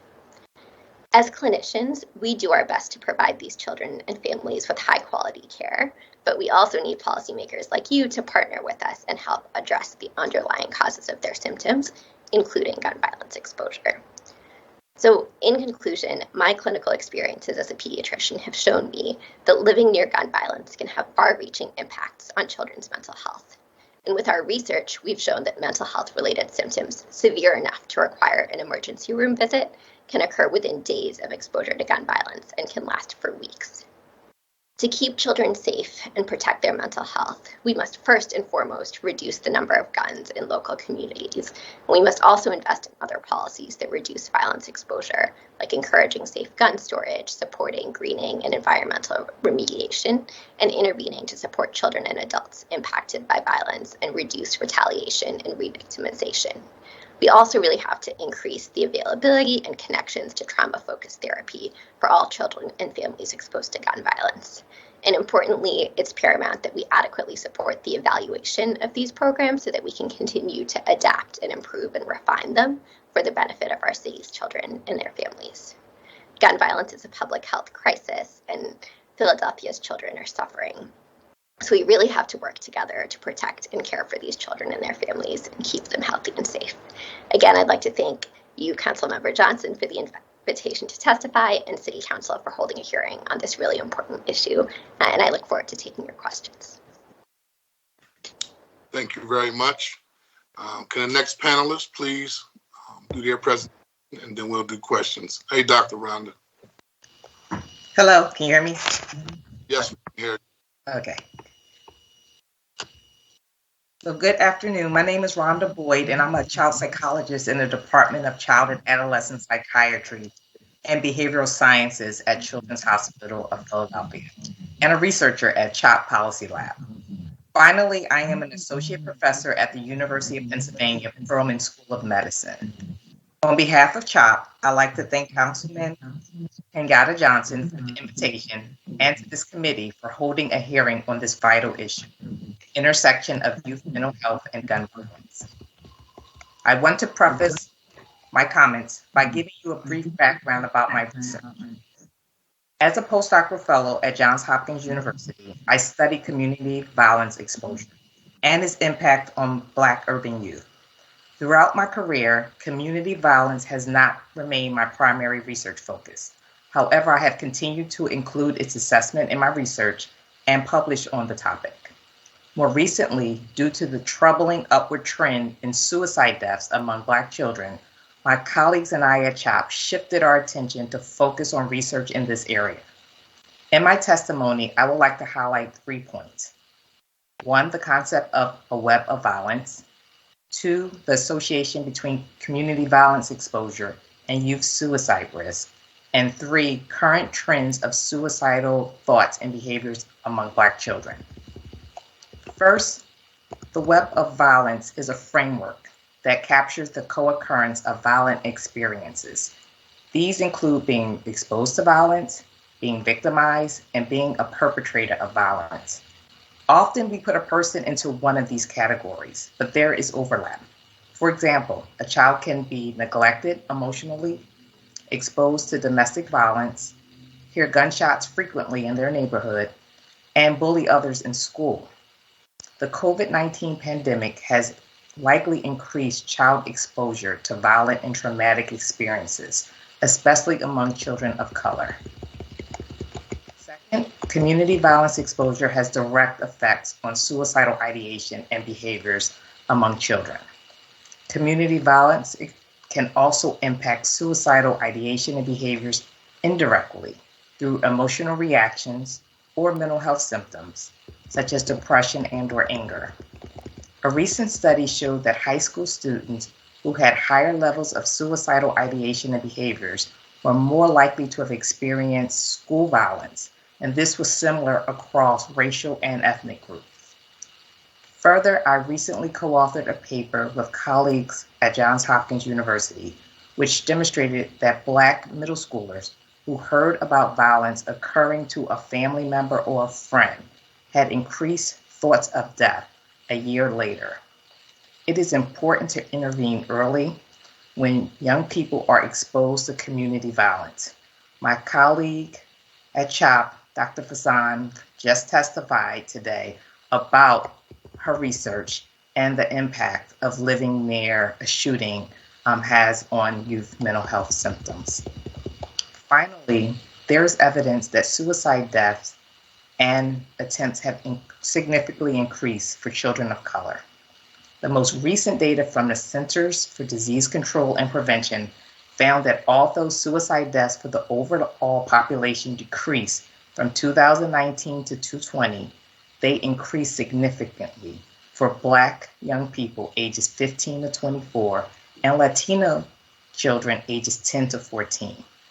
This is highly concerning, and the scale of this issue led to the Congressional Black Caucus to publish a report on Black youth suicide and mental health. I was invited to participate in the work group that wrote the report. Additionally, a recent study that I co-authored focused exclusively on suicide deaths among Black children ages 5 to 17 in 2003 to 2017. Notably, we found that the rates of death for Black girls is increasing at a higher rate than for Black boys. Also, the use of guns was the second most common method of death for Black children in this age group, and boys were more likely to die by guns than girls. Among those aged 15 to 17 included in our study, they were more likely to have a recent legal involvement and test positive for marijuana at the time of their death. Overall, the rates of an identified mental health problem or mental health treatment at the time of death were low in this study. One of my main concerns is that the mental health needs among children of color are being missed. I want to conclude with a sense of urgency about the current mental health status of our children. I wish there was no need for me to appear before you today, but young children and adolescents across the country are experiencing mental health stress at higher rates and with more dire consequences than ever before. This dire situation led the Children's Hospital Association, the American Academy of Pediatrics, and the American Academy of Child and Adolescent Psychiatry to declare a national emergency in pediatric mental health. And they joined together in an awareness campaign called the Sound the Alarm for Kids. Children live within a context of families, schools, and society. They will not thrive in under-resourced environments, and we cannot expect that they will do so or ignore their specific mental health needs. As a clinician, I have long known that there are significant unmet mental health needs of children. However, their needs are increasing, especially during the COVID-19 pandemic. We need policies that support families and prioritize prevention and invest in the mental health of our children, as well as the communities where they live. Again, I thank the members of this committee for allowing me to testify. I look forward to answering any questions you may have. Thank you. Thank you very much, and I thank both of you for your hard work and your dedication around this issue. I thank you for highlighting in your testimony the need for support, particularly for African American children and the health disparities that they face, particularly in the healthcare community. Had a question. My colleague, Councilwoman Jamie Gaudier, and myself, for funding for a consortium of a citywide hospital-based violence intervention initiative head by Dr. Ruth Abaya. Are you two a part of that particular initiative? I am not. Okay. All right. Just wanted to see. I think it would be great, at least if we would make that introduction, because she's working with a dashboard around this issue of gun violence prevention and mental health. And so we're here to also be collaborative and partnering and bringing people together around this most important and critical issue. I'm going to ask a real quick question of two of you, and then I'm going to let my colleagues ask some questions. What would be the top of your recommendation list, right, for Dr. Vassan and Dr. Boyd, that you believe policymakers such as myself, the city government, should be focusing on as relates to addressing the mental health issues for Black and Brown children? I'll start with Dr. Vassan. Sure. I think two things I would especially highlight would be increasing connection to trauma-based support. We already talked about this a little bit, but I think that exposure to trauma is systematically under-recognized and so undertreated. We don't always, when people come into the hospital or clinic, or even when they interact with other social service agencies, realize that they have this trauma exposure in their background. So making sure that we really are wrapping around these families and providing every opportunity to recognize when people have been through trauma and connect them to support accordingly. I think even when we do recognize that children have this exposure, it can often take a long time to bridge them and get them into therapy. And so really strengthening those connections is important.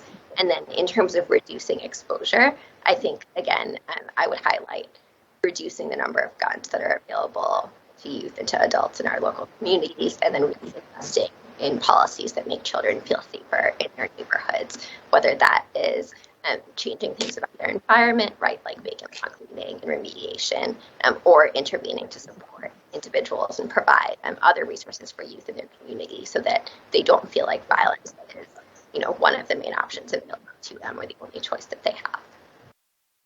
Thank you. Dr. Boyd?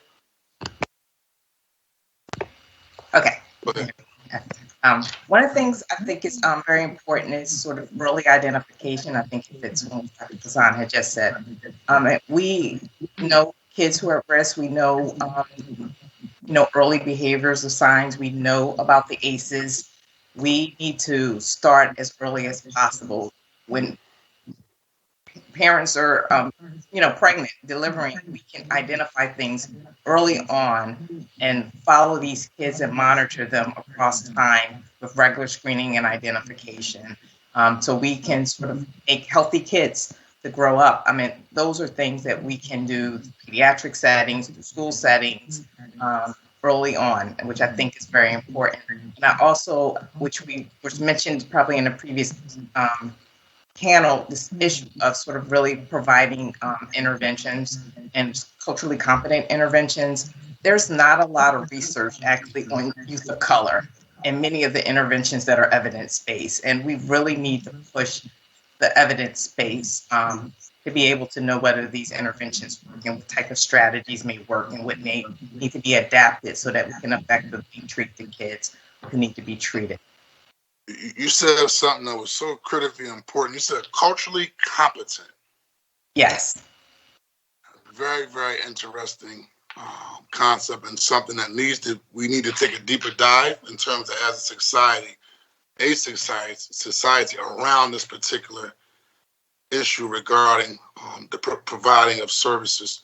And that's no different than the kid being sent home from school because the teacher may think in a school setting that his behavior is, in some cases they may say criminal, some cases may say just bad, but at the end of the day he may be hungry, mom may be getting high, may have had a rough night because of the trauma that's taking place inside his neighbor. Depending on if you're culturally competent or not will determine how you're going to assess and address the issue.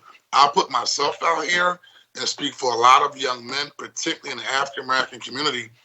When you talk about gun violence, particularly gun violence, right, and living in areas of poverty, but particularly around the issue of gun violence, most young men, including myself, we don't expect to live past 18. That's not the future, at least that I thought about, right, as a young man. But if you still have conversations with some young men today, they will say, I don't expect to live past 18, 21. And at least I can speak from experience. The thought process is just based upon, right, the level of gun violence that I'm seeing day in and day out in my neighborhood. And so you're dealing with the traumas and the stresses of living in neighborhoods that are predominantly one filled with poverty, right? But I remember seeing my first homicide, I might have been 12, right? Seen the whole incident, watched it happen, went over to the body with everybody else after it happened. It was a good guy from the neighborhood, right? Much older than me, right? Did I process it as trauma at the time? No. Did I act out at the time? I don't think I did, but maybe some of the other behaviors that I probably did to cope with living in that environment, seeing not only one person, but other individuals being murdered. And so it become the norm to self-medicate, right? It would be nothing to smoke weed, just to, hey, it's a part of the environment to kind of feel, to relax yourself based upon all the other stressors that you see taking place day in and day out. And so I do like how y'all talked about start as early as possible and maybe intertwining how we provide trauma support services in a variety of different aspects of, I guess I would say, rather as pediatric agencies, rather be school environment, but I would say make it more normal, because also in the African American community, it's kind of seen as taboo to even talk about therapy, right? To sit down with a counselor, right? It's seen sometimes as being weak because you may need to go to talk to someone or cuckoo, so to speak. And so I just want to commend the two of you regarding that integration is starting early, right? But also highlighting the cultural competency aspect of particularly dealing with African American and brown children in their approach. I'm going to call on my colleague, Councilwoman Helen Gim, who has a question for Dr. Boyd. Yes, I had a very quick question for Dr. Boyd. Thank you very much, Mr. Chair. So you mentioned the importance of getting assistance to young people early. The City of Philadelphia has laid out a roadmap for safer communities that talks about how contact to victims of gun violence will happen in 10 days and connection to services will happen 7 days after that. So that's like a 17-day window. Do you think that that is too long of a time for young people? And what would your recommendations be around connections or timing? I mean, that time seems part of it is what is maybe also practical. I do think there may be some slight touch that, whether there are things which we had talked about in the schools or in the community that could be a lighter touch. And as they move on, maybe that could happen earlier, and so they can actually get to the actual place that we'll be evaluating and then do their needs. I think, as we were talking about, there's natural assets in the community. And so if families know how to talk to their kids when things happen, and neighbors and, the community leader, the church leaders, that they can actually start some of this beforehand. And that whole thing of mental health first aid before they get into the actual setting. So I always think parents are the first gatekeepers in many ways. They know their children best and what is needed, and educating and equipping them with being able to handle these situations are important.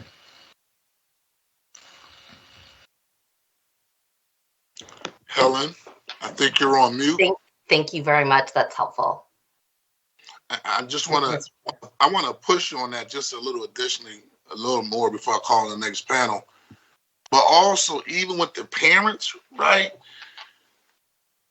Particularly in neighborhoods of poverty, you have a lot of parents that have their own issues, right? Sometimes mom might be getting high, dad may not be in the environment. And then I also seen other environments where mom is doing the best she can, because just because you pull a trigger does not mean you come from a dysfunctional household. I met a lot of parents who are busting their behind and calling me, asking them to help them with their children, help particularly their son, right? Because son just wants to be out there. We're competing with a culture that glorifies gun violence, right? And mom is doing everything they can. And sometimes dad is doing everything they can, but son just want to be out there. And that's a stress, right? And so, I'm thinking about the holistic approach of the family, right? And how the whole family has to also receive a level of treatment besides the individual, which is usually the child that's involved in the gun violence or any type of negative behavior. But for the sake of this particular hearing, mental health and the impact and the connection when we see gun violence and trauma in our communities. Any other questions from members of the committee? I want to thank the two of you for your research. I want to thank the two of you for being on the front line on this issue, particularly around addressing health disparities and mental health for Black and brown children, which traditionally hasn't been the case, and the two of you highlighted in several different aspects of your presentation. So thank you for taking time out of your schedule and joining us in this hearing today. Thank you very much. Thank you. Thanks for having us. Will the clerk please call the next panel? First on this panel, we have Darcy Walker-Krause, followed by Summer Shariff-Zabra.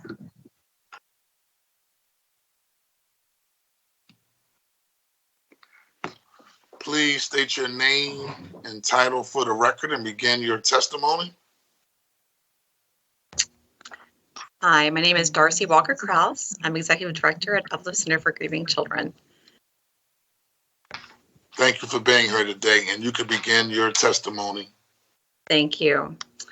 Good afternoon. My name is Darcy Walker-Krause, and I'm the Executive Director at Uplift Center for Grieving Children. I want to start by thanking Councilmember Johnson for inviting me here today to provide this testimony. Thank you as well to all the council members and presenters here today who are putting a light on this critically important issue. I want to start by providing some introductory information on the work we do at Uplift Center for Grieving Children as it pertains to what we're discussing here today. Then, as requested, I will discuss what our clinical team is seeing regarding youth mental health, both as related to the COVID pandemic as well as the gun violence epidemic. I will share some of the concerns that our youth are highlighting and some key issues that we should be paying attention to. Uplift Center for Grieving Children helps children grieving a death to heal and grow through their grief while strengthening families, communities, and professionals' understanding of how best to respond to their needs. Our vision is simple and direct. No child should have to grieve alone. To effectuate this mission and vision, Uplift provides a variety of services to support Philadelphia children, families, and the professionals who work with them. One of the first services that we offer, and it's the core of what we do, are our free grief groups. Uplift provides free grief groups to children who've lost a significant person in their life. These groups provide support and coping skills for grieving youth and are provided in several formats. First, we have our family services format, where both the child and caregiver can attend concurrent peer support grief groups, which are facilitated by our clinicians. Families can attend as long as they need. We also offer shorter-term grief groups in schools and community organizations. These run between 5 to 8 weeks. All grief groups are run by our master's level trained clinicians and are curriculum-based. Our curricula include a homicide-specific loss curriculum, Spanish language, ambiguous loss, and LGBTQIA+ curriculum. The second service that we offer is our post-crisis response. In addition to these grief groups, we work closely with the network of neighbors, the school district of Philadelphia's prevention and intervention team, and other partners when there's a loss affecting youth in school communities. Specifically, our clinicians provide legacy groups, which are memorial groups for youth who have lost friends or teachers, usually to homicide. As many of you know, as I know I've spoken about this before, when the schools closed in March 2020, we partnered with the school district to create the Philly Hope Line. It's 1-833-PHL-HOPE, a helpline that provides support for children, caregivers, and families who are experiencing mental health issues such as stress, anxiety, and isolation, losses such as death losses or ambiguous loss, and other crises. Uplift has utilized the Hope Line to provide critical support to youth and families in Philadelphia. The Hope Line has also been used in coordination with the school district's Office of Prevention and Intervention, as well as the network of neighbors, in coordinating post-crisis response and offering a warm line where affected youth and families can call to receive support. We're also partnered with CHOP and the University Assisted Community Schools, which is part of Penn's Netter Center, in the Growing Resilience in Teens project. As part of this project, our clinicians are providing grief groups and ambiguous loss groups at CHOP's Carabot Center and in schools in West Philadelphia. Ambiguous loss groups differ from those groups for children grieving a death, and that ambiguous loss is the emotional is the emotional and or physical loss of someone or something important in the child's life. Examples include a child whose parent is incarcerated or a child who is placed in the foster care system and is no longer able to access their prior parents or guardians. A recent example that we all experienced, that many of us experienced ambiguous losses during the COVID pandemic. We provide trainings. Our team goes out. We can't get to everyone, and so they provide trainings to professionals such as teachers, counselors, social workers, therapists, so that they can better understand grief and trauma and how to support children. To give you an idea of the scope of this work, this year we will serve more than 2,500 children and parents and caregivers directly in our groups and services. This includes that by the end of the year, we will have run 53 family grief groups for children, youth, and caregivers with additional summer programming planned. In addition to these groups, we actually do detailed intakes with the families and provide case management while the families are enrolled.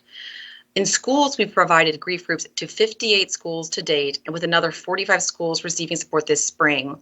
This year, like last year, we got off to a slow start given that some of the groups were virtual. But to give context, in 2019, we ran approximately 200 school grief groups. So that is a program that serves a lot of youth in our city. In our GRIT project with CHOP and the Netter Center, we provided 45 groups since the inception of that project in 2020. We've provided post-crisis support and legacy groups to nearly 115 youth and caregivers since the fall. While we've been responding to gun violence for years, the surge in deaths, particularly those of youth, has been dramatic. Each program year, we train over 2,000 professionals, and since this last year, we trained 3,316 professionals in grief and trauma. Finally, since October, the Hope Line has now been seeing double the callers that we had been seeing previously. So with that, the service and support on that are clearly increasing as well. In April 2021, I testified here about how the work that we do at Uplift has given us a front row seat to the intersection of the crises plaguing our city: gun violence, homicide, COVID-19, the fallout of the pandemic, and racial trauma. I shared about the confluence of factors that had put our children and families into a state of crisis. In December of 2021, the Surgeon General released an advisory on protecting youth mental health. Noting an increase in mental health issues prior to the pandemic, which we at Uplift had certainly seen with increases in suicide, the Surgeon General noted the unprecedented challenges facing youth with the pandemic, including the high numbers of deaths and the distancing from supportive loved ones.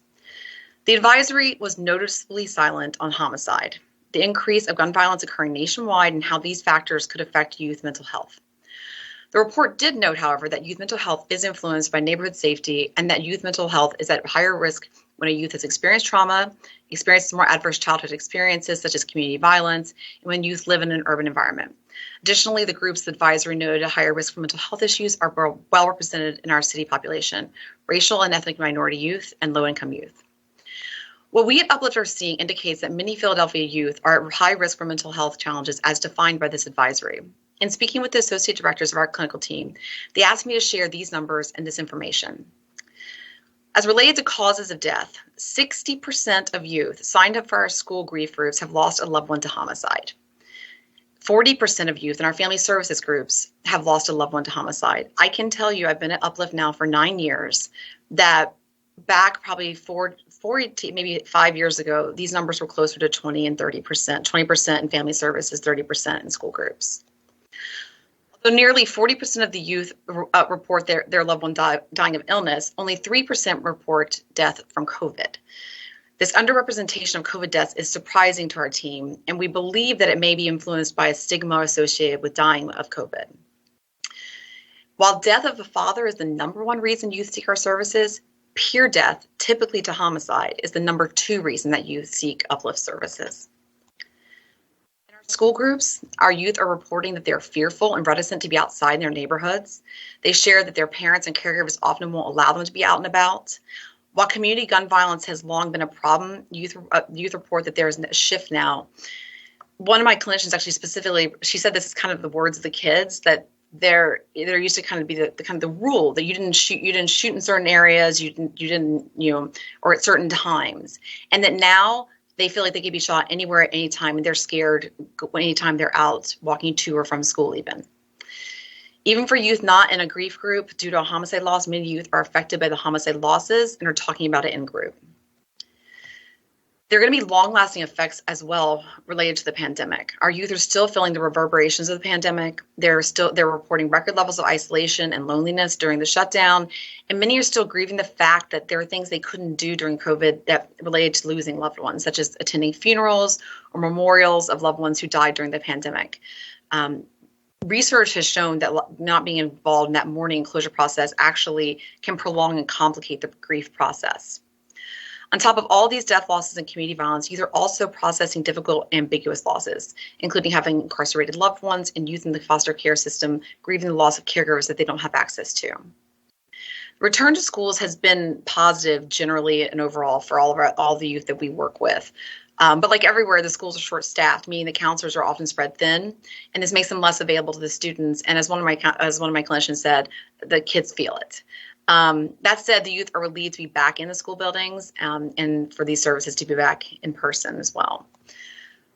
Looking at our data against the advisory, it's clear that Philadelphia's youth are at the nexus of this crisis and certainly at risk for negative mental health outcomes. However, as a result of the pandemic and budgetary reasons, many schools are under-resourced to respond with best practices despite efforts. Research shows that support and socio-emotional protective factors, as well as psychosocial services, can aid in processing difficult emotions and build resilience. As referenced in the advisory, it'd be my advice to have schools and government agencies like the Network of Neighbors continue to partner with community-based youth and family-serving agencies as they do already. That said, I know that many of these agencies, like our own, are at maximum capacity absent additional capital investments. While there's been some distribution of funding around violence prevention, additional investment is likely necessary. This mental health crisis is not going to abate tomorrow or even in the next year. Here at our staff, we talk about this being something that we'll be seeing for the next 10 years. We need to be equipped to handle these reverberations down the line. Thank you again for your time, for giving Uplift Center for Grieving Children and the children and families we serve a voice here today. I think you're muted. Sorry, Councilman. Thank you very much for your testimony. We want to ask questions after the panel finishes. Next, we have Summer Sheridan, Director of Student Achievement at Girard College. Hi Summer, there. how you doing, Summer? You can begin your testimony. Great, thank you. Hi, everyone. Good afternoon. As representatives for the school-based mental health partnership between Girard College and Children's Hospital of Philadelphia, funded by Independence Blue Cross Foundation, we'd like to thank the entire committee for this opportunity to testify regarding the mental health needs of children in Philadelphia. My name is Summer Sheridan Zabre, and I am the Director of Student Achievement at Girard College. And with me today is Dr. Christine Wanders, a child and adolescent psychologist with CHOP Center for Violence Prevention and Department of Child and Adolescent Psychiatry and Behavioral Science. Thank you, Summer. Gun violence is obviously, as we've discussed today, a very complex and pervasive issue, but we know that good mental health and strong social and emotional skills are some of the protective factors that can reduce the risk of children perpetrating violence. A study by Smith and Sandhu that we've seen from 2011 identified key factors in preventing school violence in particular, and those included student self-regulation, social regulation, and problem solving, which are all social and emotional skills. Public and private funders should continue to invest in innovative mental health programming and partnerships like the one between CHOP and Girard College to support Philadelphia children in their ability to grow and thrive. A key goal of our partnership is to create a replicable model for behavioral health services on other school campuses. Today, we will describe some of the ways that we think our program is making a difference. Girard College is Philadelphia's only full scholarship residential boarding school serving students of limited income and single parent households from 1st through 12th grade. Our days a week and return home on the weekends. During the academic day, supportive and nurturing students. You're going in and out, Summer. Just letting you know, I think your connection is just a little, it's being interrupted. Just letting you know. Go ahead. Thank you. I'm going to jump in with during the academic day. Girard College provides a holistic education across disciplines where students learn to explore and grow. We provide a supportive and nurturing environment where each student is recognized as a physical, mental, and emotional individual and a citizen of their community in the world. Mindful of our past, we're always building towards the future, promoting 21st century skills and competencies with a growth mindset. We want our students to be curious, to take academic risks, and to find their strengths, to collaborate and commune with others, and to be lifelong learners and active citizens. In 2020, it became evident that due to the global pandemic, systemic racial injustice, and gaps in concrete solutions to support youth mental health, that more support was needed for our students. Girard College created the Achievement Team to identify and remove barriers to academic, behavioral, and social emotional growth. It consists of a director, 2 school-based social workers, and 2 behavioral specialists. And funding from Independence Blue Cross Foundation has allowed Children's Hospital to open a mental health clinic on campus at Girard College that's in addition to their student achievement team. The clinic is staffed part-time by a social worker, myself, a psychologist, and a psychiatrist. And this has provided immediate benefit and accessibility to services for students, families, and staff. The CHOP and the achievement teams work in tandem to identify and meet the needs of the school community using a 3-tiered approach. The first and largest tier is universal support. You may all be familiar with this 3-tiered model. And this encompasses programming that all students, families, and staff have access to. So at that level, we've done things like professional development for academic and residential staff to prepare them to support the social and emotional growth of the students. For example, we maintain a strong focus on understanding mental health and wellness while learning how to connect with and support the students at their developmental levels. This year, our staff from CHOP are facilitating ongoing trainings in trauma-informed and restorative practices for the classroom and residential settings, since Girard has the kids for so much of the 24-hour period. And we've seen tremendous growth in Girard staff through implementation of this skill set. Also, year-round, students are having weekly lessons from a social and emotional curriculum, teaching them life skills like emotion management and regulation, social skills for maintaining relationships, and lessons about racial injustice and how to become active citizens. Girard College also strives to maintain a strong school-to-home connection. A family engagement association chaired by parents meets monthly, which allows for dialogue with school representatives and helps us to gauge family needs in real time. Through the Family Association, the Achievement Team is also able to offer psychoeducational training. For example, last month we partnered with our CHOP clinicians for a seminar on supporting children's mental health during the remote learning. The Family Association also works closely with the Family Engagement Coordinator, who serves as the primary point of contact for all family questions and concerns campus-wide. The coordinator holds daily office hours for families to reach out and have easy access to the correct person to answer a specific question. Another psychosocial Tier 1 support that we offer all students is our sexual health curriculum. Through this program, we focus on responsibility, rights, and relationships. We feel empowering students through education that includes functional knowledge related to sexuality and the specific skills necessary to learn and implement healthy behaviors is critical. For our Tier 2 programming, we serve a more targeted group by employing goal-driven and solution-focused programming for students at risk of difficulty. For example, we offer skills development for children and students struggling with academic performance. This can include goal setting around organization and motivation, behavioral consultation in the classroom to address disruptive behaviors, and meetings with our interdisciplinary child study team to further identify impediments to growth. So during a typical child study team meeting, we include members of the achievement team, academic team, and the residential team as well, and at times family members as needed. We discuss areas of strength and growth and set targeted goals linked to concrete interventions. From there, we're going to monitor the student's progress and follow up in 4 to 6 weeks to determine if the child needs further intervention or if the goals were met. It's a strong interdisciplinary approach that targets any individual needs that the student might have.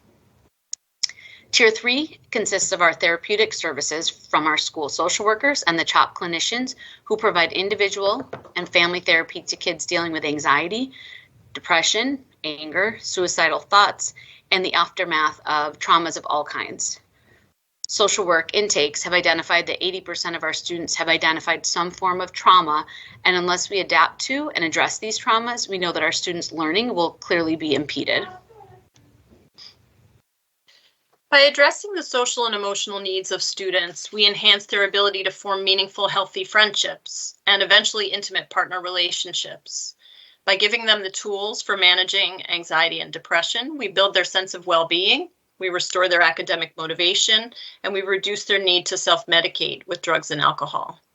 By building their connections with parents, teachers, and residential staff, we're contributing to healthy models of adulthood. And in each of these, we see a path away from violence.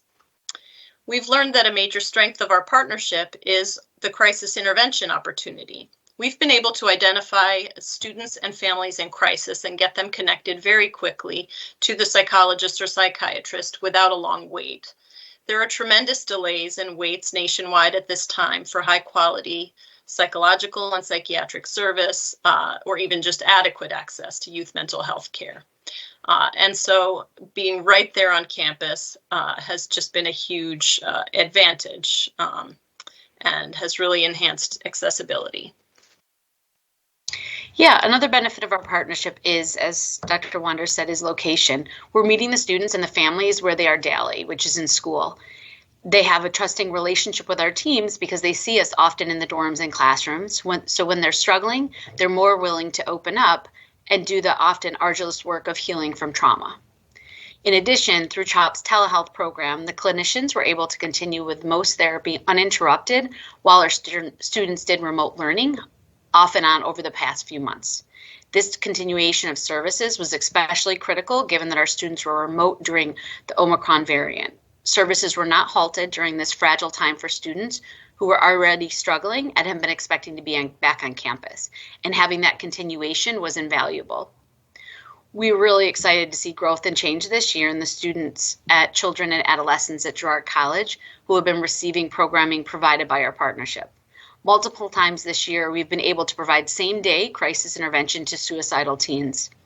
We're seeing the healing impact of evidence-based therapies for students living in foster care or grieving the loss of a parent or loved one. We have seen in real time the effects of gun violence on our students and been able to provide crisis and grief counseling to the students and families in need. The whole child approach we are employing acknowledges the real life challenges faced by children and families in Philadelphia, and it's an approach that holds promise for reducing violence in our citywide. So thank you for both Summer and I for this opportunity to shine a light on the great work that's happening, we think, through CHOP and Girard College in this partnership funded by Independence Blue Cross Foundation. And we urge you to continue, looking for these types of partnerships in order to expand similar mental health resources for children in Philadelphia. Thank you. Thank the two of you for your presentation. Questions after our next panelist. Will the clerk please call the next panelist? Next, we have Ronald Crawford. Good afternoon. My name is Ryan Crawford. First of all, am I on mute or off mute? You can hear me? You're off. See you now, sir. Great. First of all, I'd like to thank you for inviting me, Mr. Chairman and council members. I appreciate the opportunity to be here to talk about my work, and especially with regards to this important issue with reducing violence among our youth in Philadelphia. First of all, let me explain to you that I'm a therapist who works in North Philadelphia with those who are recovering from substance use disorder, mental health challenges, and incarceration. My approach to therapy is that I integrate hip hop culture into my therapeutic approach so that I can engage people who are historically resistant to traditional forms of therapy. One of the things I want to do, I thoroughly enjoyed listening to the people speak on this platform. I've been here since about 1 o'clock and a few things have happened. I've been so moved by the testimony. I made a decision to forget about what I had prepared and just speak. And that's important because I heard Mr. Chair talk about the need to connect with the people that we're trying to engage. First of all, I heard us alluding to it, but I didn't hear us getting specific. Many of the people that we're trying to engage and support who have been victims of violence look like me or younger versions of me. And one of the things that they do, they have a language that's unique and that is different than what I'm hearing now. And I heard people talking about the need to be linguistically appropriate. And part of the risk that I'm taking is just going off script and talking is just to demonstrate that. One of the reasons why I do that is because at 24th and Lehigh, where I work, the language that's used is not the language that's being displayed today.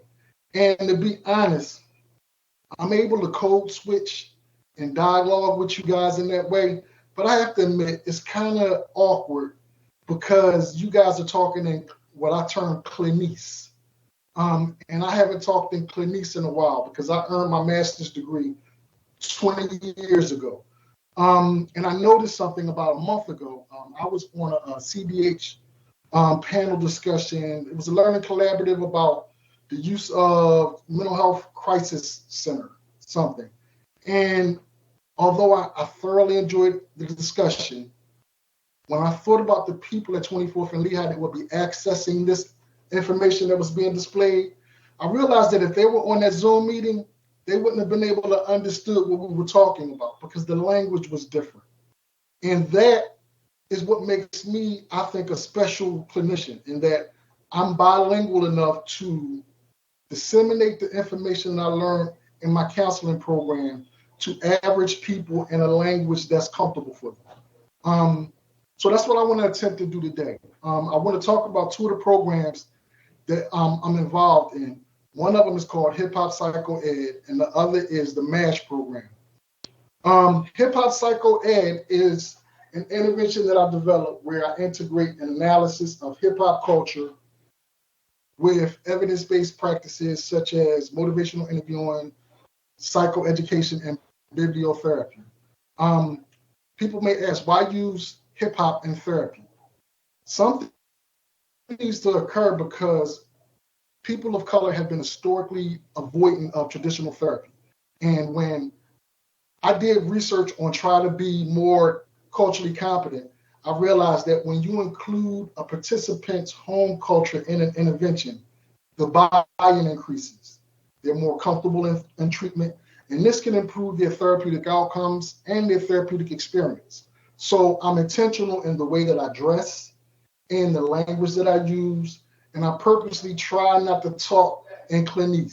You know, when I'm engaging people in therapy, you know, I know that I'm using motivational interview on a CBT, but to them, it's just we're having a just conversation that they can just relate to, and I'm just there to support them.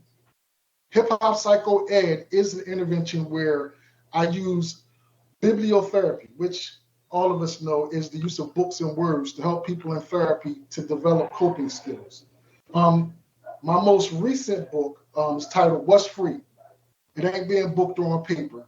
It uses a therapeutic analysis of Meek Mill's legal experiences, and it explores how the hip hop culture has been impacted by mass incarceration, trauma by gun violence, and the opioid epidemic.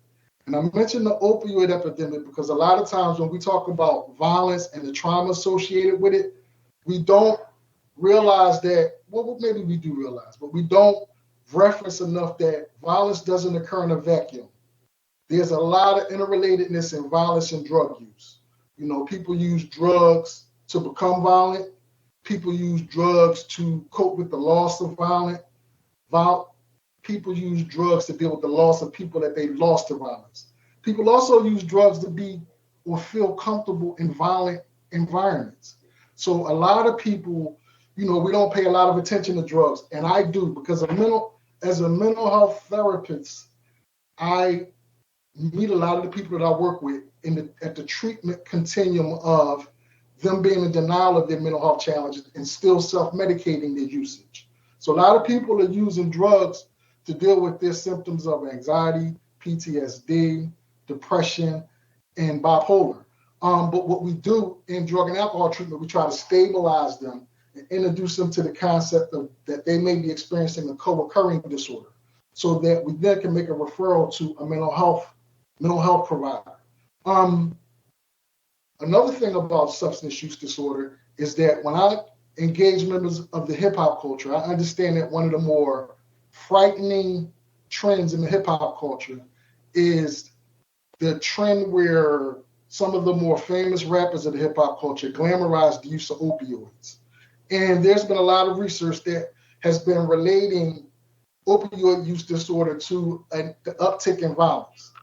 And for years, I've been telling people I understand that the opioid use disorder and ground zero in the opioid use disorder in Philadelphia is Kensington. But there's also opioid use disorder problems in areas throughout Philadelphia. And I told people that people outside of Kensington are going to be suffering and dying from overdoses from opioids. And this was evidenced when I learned that in 2020, more people in Philadelphia died, more Black people in Philadelphia died from opioid overdoses than white people. And a lot of that has to do with a lot of people of color were being introduced to opioids or fentanyl through them taking counterfeit Percocets. And a lot of this was driven by the hip hop culture's rap artists talking about popping Percocets and so many rap songs that impressionable youths wonder what it's like to take Percocets. Unfortunately, these impressionable youths don't understand that 80% of new heroin users first abuse opioids with the use of Percocets and Vicodins and other narcotic pain pills. So that program, Hip Hop Psycho Ed, is designed to meet members of the hip hop culture and make them more comfortable engaging in therapy. Another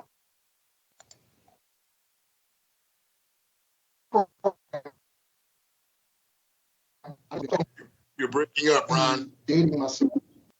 Can you hear me now? Hopefully you can hear me. All right, I'm gonna just go. We can hear you now. Yes, you were going in and out at the moment. I appreciate that. All right, I want to talk about the MASH program. I'm probably dating myself because a lot of people that I work with are MASH or don't know about MASH. MASH, in times of war, these clinics you're going in and out. Just letting you know. Can you hear me now? You were good. The first part of your presentation, for some reason now it's going like we'll hear you, then you'll go back out, then we'll hear you. Just letting you know. Yeah, can you hear me? Yes. All right. In times of war, MASH provided mobile emergency medical services to soldiers injured on the battlefield. Operating like fully functioning hospitals, these units stabilize wounded soldiers before they reach hospitals. The violence in Philadelphia has residents feeling like their communities are battlefields, and like soldiers at war, experiencing and witnessing violence can cause PTSD, anxiety, depression, and addiction. MASH is an acronym for Mental Health Support After Stuff Happens, and the MASH project is a mobile therapeutic intervention that stabilizes those who've experienced violence until they can get to therapy. In the MASH project, I facilitate wellness groups in Philadelphia communities that have been impacted by violence. I offer pro bono therapeutic services where I go to areas that have been impacted by violence. I'll get a rec center, and I'll hold trauma-informed town halls where I engage members of the community about their experience of trauma. We talk about what they've seen, what they witnessed, and I provide resources where they can get help. I also use bibliotherapy, where I introduce people into the benefits of reading. And in a partnership with the Office of Violence Prevention, who bought a few $1,000s worth of books that I give out, we stress the importance of reading because a lot of therapeutic interventions are curriculum-based. And when you understand a lot of people who experience violence, a lot of them have literacy challenges and could benefit in increasing their ability to read. So what I do is I write books that are based in topics that they're relevant in or that are relevant to the people that I engage. And that makes them more interested in reading.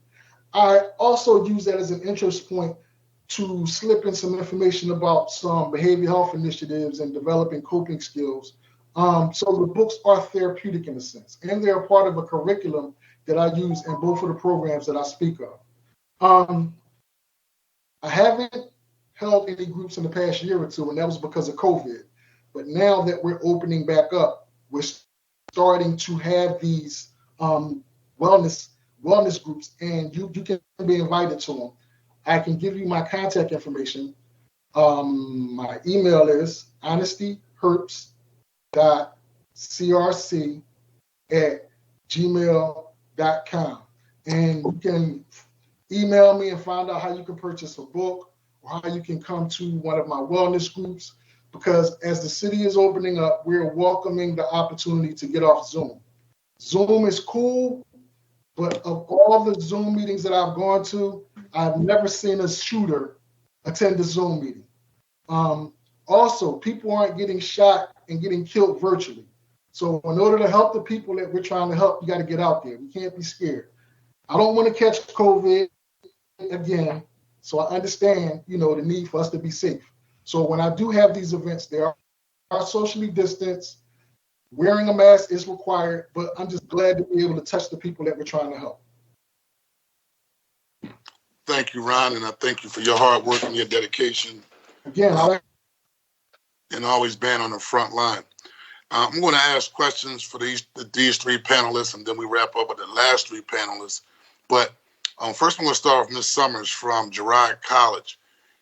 Ms. Summers, can you give me an idea of the percentage of students that actually utilize the counseling services specifically around being impacted by gun violence, either them, family members, friends, or the level of gun violence that they have been seeing in their neighborhood? And I know Girard College is still an overnight school, correct? Correct. Yeah, we're residential. Yes. So obviously, like for me as a young man growing up in South Philly, I attended Mansfield University, and I think the trauma that I went through was that every time I would go home from school, like somebody would be murdered, right? And then I would go back to college and have to deal with somebody close to me being murdered in my neighborhood. And so that's something I dealt and lived with as a young man growing up. But give me an idea of how your services has been utilized regarding this issue of gun violence being available on campus for students. Sure, that's a great question. So starting last year, there's a short answer and a long answer. I'll give you the quick answer is I can't speak to exactly the percentage of gun violence. However, Dr. Wanders and I talked about that this week when we were preparing for today, and we talked about the fact that our psychosocial intake that is done by the social workers asks tremendous questions about domestic violence, and it asks about exposure to violence in the home and the community. And so it doesn't tease out exactly if a child has or student has experienced gun violence or lost a loved one as a result. There's two questions that we could pull data from. One would be if they've lost a loved one or someone close to them and have experienced grief in the last 6 to 12 months. And then the other question would be, as I mentioned, have they been a victim or experienced some sort of domestic violence? But we did talk about that we might need to tease that out so that we have more accurate data around what is the cause of the trauma. So that's something that we're seriously considering editing on our psychosocial intake. It's a great question. Yeah, I think that would be a good question, make it more nuanced, only because in the typical community right now in the city of Philadelphia, right, particularly areas of high crime and poverty, areas where there's high poverty, you see high crime and you see gun violence. And it's to the point where some young people may see it as being normal. You know, gunshots at night, gunshots in the morning, losing loved ones or friends day in and day out, because every day we turn on the news, like some young person is murdered horrifically, right? But life goes on. You know, we got James Harden with the Sixers, you know, Joel Embiid scoring 50. But underneath all of that, right, you know, some children and people in general may be dealing with the pressures of life around this impact of gun violence. Yeah, I think just to add to that, I think you bring up a good point that I think it's been normed a lot, and that it's not as you know, it's not brought to the table as much because it's just part of, sadly, part of life. I can say that in the last 2 weeks during our clinical rounds that we've had 2 students that have identified as losing someone to gun violence. So, and that was in the last 2 weeks of rounds. So you can see there is definitely a need there. Yes, good. Thank you. Thank you very much. The next question is for Darcy Walker. Yes. I know you mentioned in your testimony the increase in requests for support for individuals dealing with grief counseling, right? How many schools, I think you mentioned though, but reiterate it, how many schools do you partner with? How do you establish those partnerships? And one of the key things that I heard you say at the tail end of your testimony was that resources are needed to expand capacity. And so can you reiterate the key point in terms of how many schools you partner with, that increase of requests for grief counseling support? Absolutely. Yeah. So I believe by the end of this year, we're going to be over, I think it's around 110 schools total. We partner at multiple levels. So we're very, we're very close to Dr. Jamie Banks, who oversees prevention and intervention at the school districts. We partner at that level, which is how we go in and do our post-crisis work. We're also work very close with Yolanda, actually. Love seeing her on here today. So we partner closely with the Network of Neighbors. So we kind of go in a few different levels.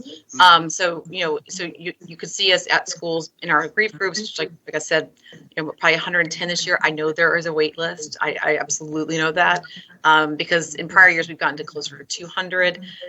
So I know that I think there may be like 20 or 30 on the wait list. So that's something we're trying to push through, but that's all just pure human resource power of the fact that we are hiring people. We have found success in hiring people. We have raised what we pay people, which means that that doesn't necessarily mean that people are giving us more for reimbursements or anything, but we tried to figure out how are we going to make this happen.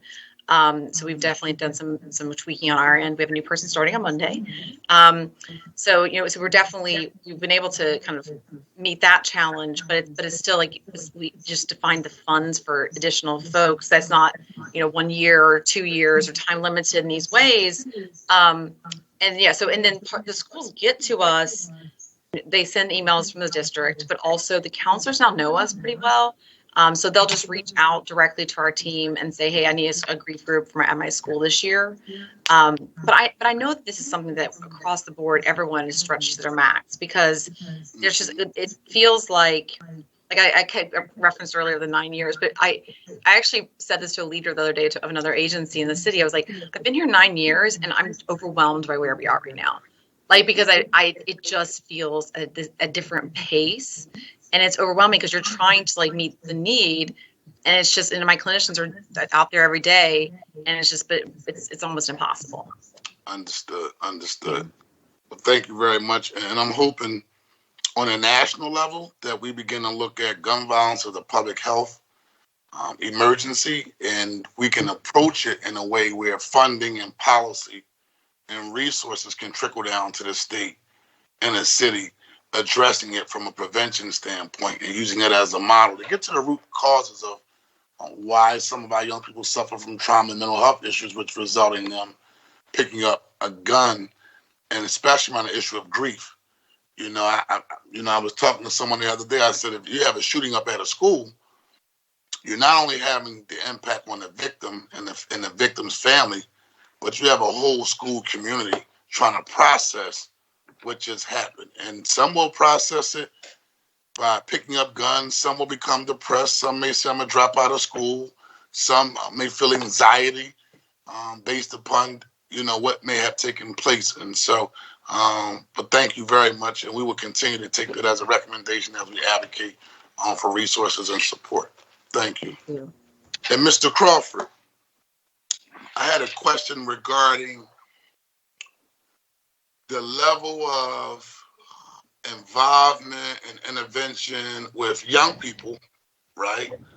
You talked about being culturally competent and speaking the language of some of the young people who are dealing with trauma, who are self-medicating, who are picking up guns. And so give us an idea on your rules of engagement, how receptive the young people are in taking your unique approach by using hip hop and the therapeutic approach and addressing the mental health and gun violence and substance issues that we deal with our youth.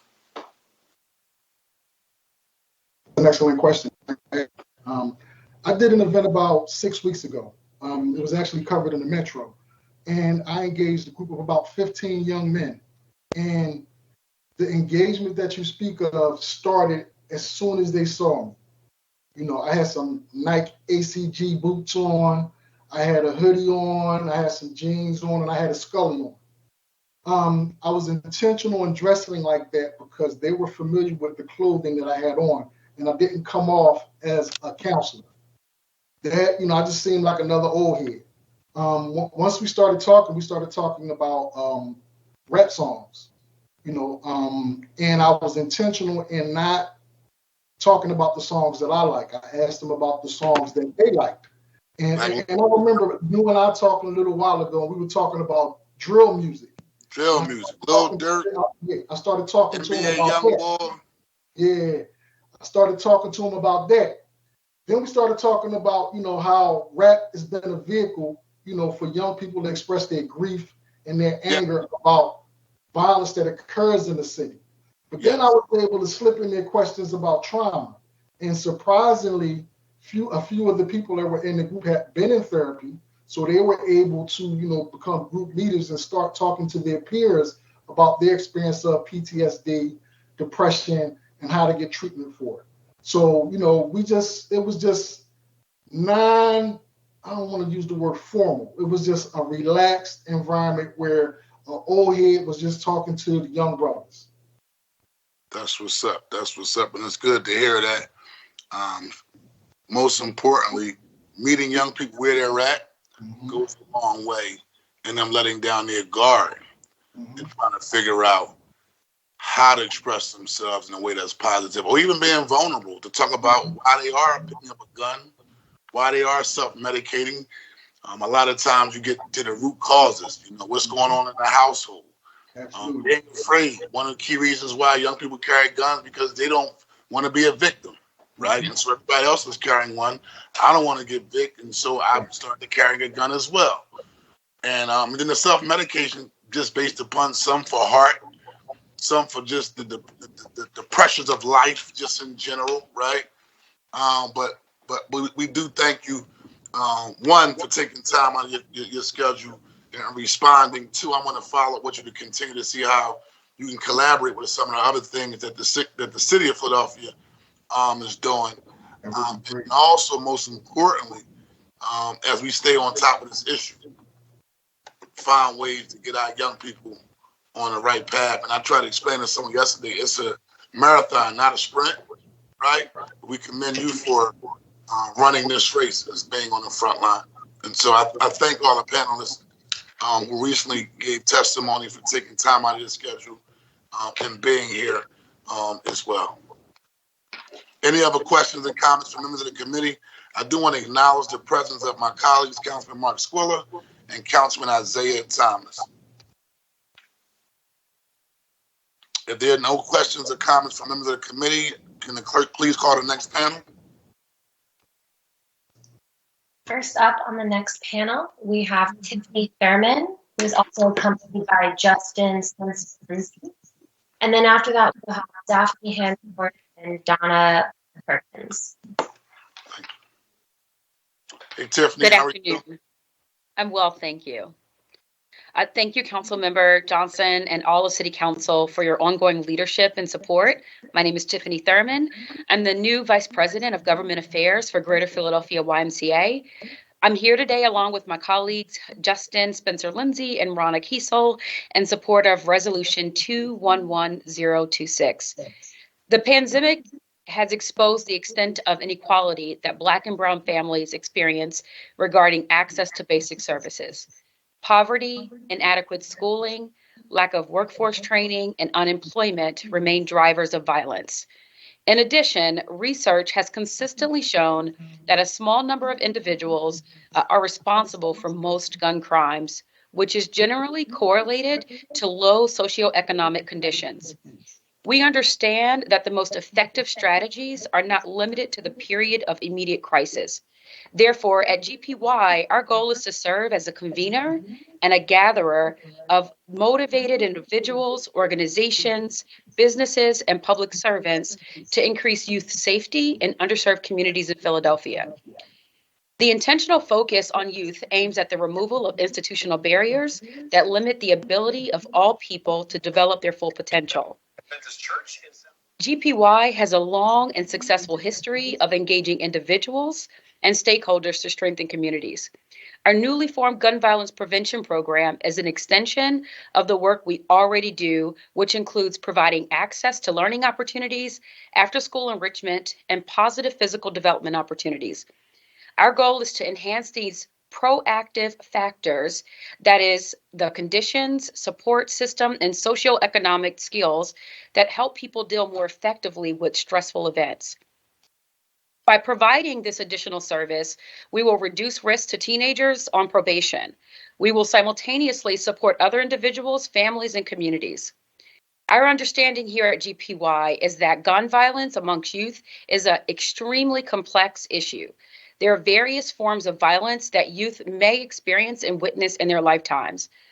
Our approach is inspired by a particular violence reduction strategy called Cure Violence that aims at creating individual level and community level change in communities in which using gun violence to settle various forms of conflict has become an unfortunate norm.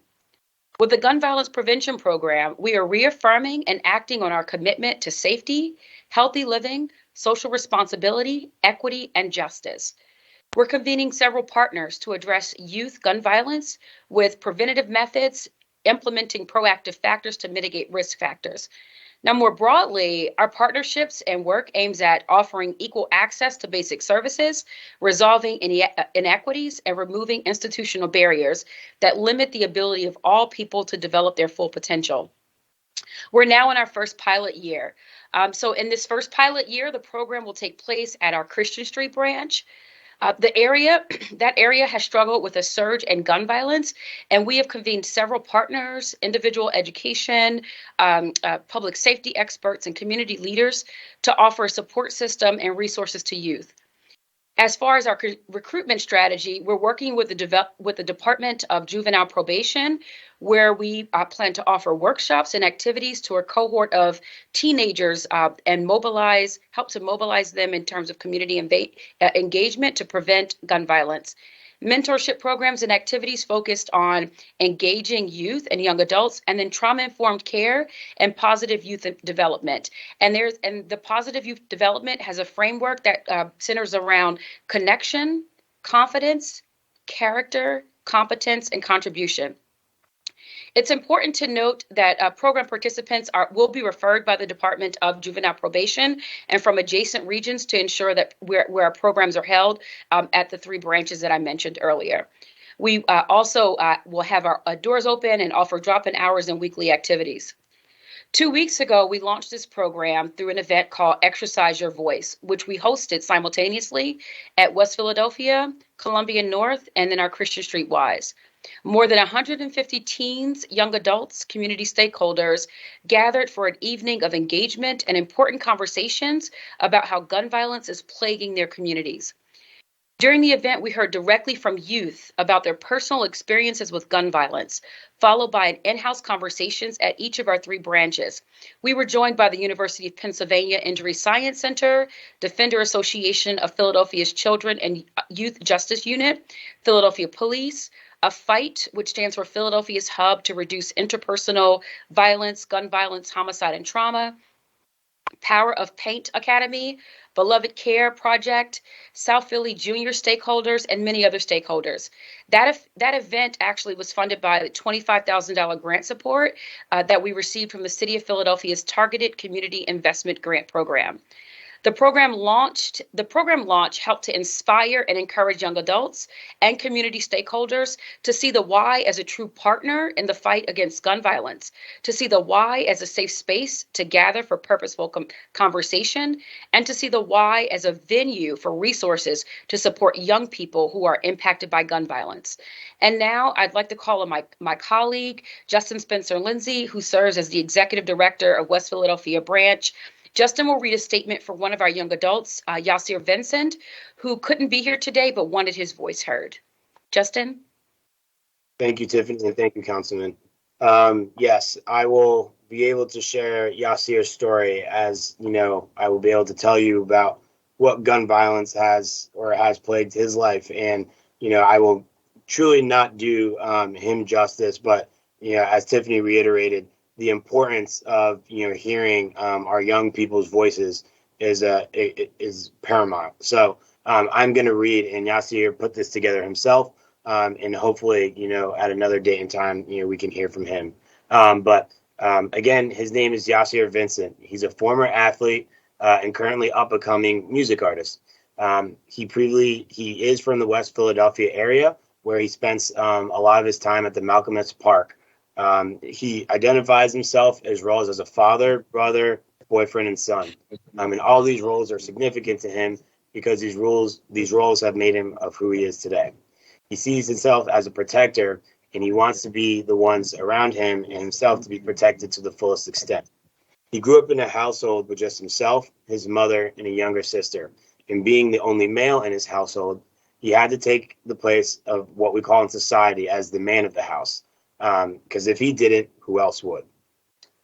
He sees this as something that reoccurs quite frequently in Black communities when young males are forced to take the title of man at such a young age due to the absence of their fathers or father figures. Growing up in a household and community, he had to grow thick skin and always had to keep his guard up. He adapted, and there's a lot of potential for bad characteristics or bad traits that could lead to his downfall in adult. He didn't want to become a byproduct of his environment, but the attitudes and behavior around him became normalized in a community that is seen as a standard of how people view themselves and act towards each other. Being a young African-American man to Yasir is extremely exhausting, especially being a Black male. It doesn't always matter where you come from, your background. It's always a struggle. It can get to be very difficult for Black males, in Yasir's perspective, to try and make something of themselves when they are constantly stereotyped as a threat to society based off of how they look. He mentions that he gets stereotyped so much sometimes that he might as well often think and act the way based off he's being judged. People see Yasir, and if you saw him and if he was speaking today, you would see him as a young, tall Black male with locks and tattoos and automatically think that he's a troublesome kid without getting to know or talking to him. And he admits that no one is perfect and he is not perfect, but that the idea of a perfect kid and stereotypes affects someone's mental health in the way that they are perceived. He feels the stress of actually trying to make something of himself when he feels that sometimes the resources or the support around you is not there to support you in your pursuit of other deeds. Especially, again, as he reiterates, for young African-American males who are then seen as the protectors and providers of their family. He goes on to say that many people from his area in the West Philadelphia neighborhood have beat the struggles, but many have failed trying to get out of the hood or got caught up in things that are around them. Growing up, his mother had to do what he had to do for him and his sister, but it was really a lot, and didn't get the experiences of things like family time or basic interactions because, his mother had to provide. So he was basically raised on, what he calls tough love. And being a young man raised off of tough love, coming from his environment and background, can really sometimes portray for certain people destructive behaviors or even put themselves in a certain position. All these factors, Yasir goes to point, can affect someone's mental health in a long-term capacity. Yasir also wanted to point out that poverty is one of the biggest leading causes for gun violence in his neighborhood, if he wanted to be honest, which is why he believes communities are being affected by gun violence so heavily. He believes that innocent lives are even being taken from families due to gun violence, and Yasir himself almost could have had his life taken from him from gun violence as well. And he was in a situation where he was just minding his own business, walking home from a park when this incident happened. Yasir would have shared his story, but like I said, I'm not going to share his personal experience. But he really wants to be appreciative of where he is today because he only sees as one life, and his could have been taken away by a stray bullet. He said, you don't have to be from the street life, and really wants to emphasize to be impacted by gun violence. He says that today, females, kids, even younger youth than him, and he's 20, are being impacted. In the past 2.5 years, Yasir has lost more than 5 loved ones due to gun violence. And losing someone to gun violence affects you in life in many ways and believes messes with his head a lot.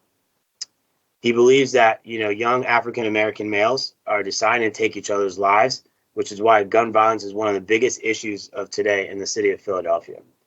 His whole reasoning for wanting to share his story was to have a deeper conversation and put everyone in this table in the shoes of some of these folks that are a byproduct of their environment. He says, what you see sometimes is what you get. And he really believes that everyone should take the initiative and actually do more for youth in our city to change the statistics. And Yasir also wanted to provide context of what places like the YMCA meant to him. Yasir grew up and learned a lot of things that helped him today from the YMCA. He found family, integrity, responsibility, and loved that it was a place where he could come to be safe, and he felt safe around the people in the Y. He felt like he could be a place where he could get off the streets and a place where there was fun and hospitality and kindness served in every way. He's been attending the Y since 4 years old, and it was a place that he calls the second home. During the beginning of the pandemic, the Y, like many other organizations, had to unfortunately shut down. And the restrictions, didn't allow folks like Yasir to go and attend the YMCA. Yasir wants to point out that because of places like this where he was able to have and be in a safer environment, actually resulted him in getting shot during that time and almost losing his life. The Y to him is a place where he could come to escape and live and not have to worry about guns or drugs and violence. And me personally, being the new exec of the West Philadelphia YMCA, I have seen many young men and women come through and have a very similar story to Yasir's, and view just community organizations like ourselves as a place where they can be safe and don't have to worry about some of the outside factors. Thank you for your time. Thank you very much. Any questions or comments from members of the committee? Yeah, I have a question for Tiffany. Are y'all partnering also with National Cure Violence Initiative? Yes. Okay. Yes, that's the model that we're following. Good. Well, I just want to say, and I know Rona, the work that she's doing in South Philadelphia, I want to commend the YMCA. What is the YMCA in Vicinity? Is that what it's called? Greater Philadelphia YMCA in Vicinity? That's the official name, right? So I'm born and raised in South Philadelphia all my life. So I grew up at Christian Street YMCA, former board member, and spent my childhood at Christian Street YMCA. I used to go swimming. It used to cost $1 at that time.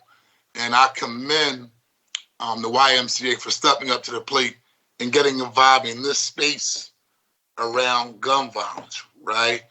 And utilizing the resources that the YMCA has, not only locally, but regionally as well, to engage our young people around this particular issue. And so continue to keep up the good work any way that I could be supportive of those efforts. Don't hesitate, because it's truly important and imperative, and you can mention this to your executive team, that our young people have those alternatives to standing on the corner and have those safe spaces to develop as young ladies and young men. It's very, very important to have those outlets.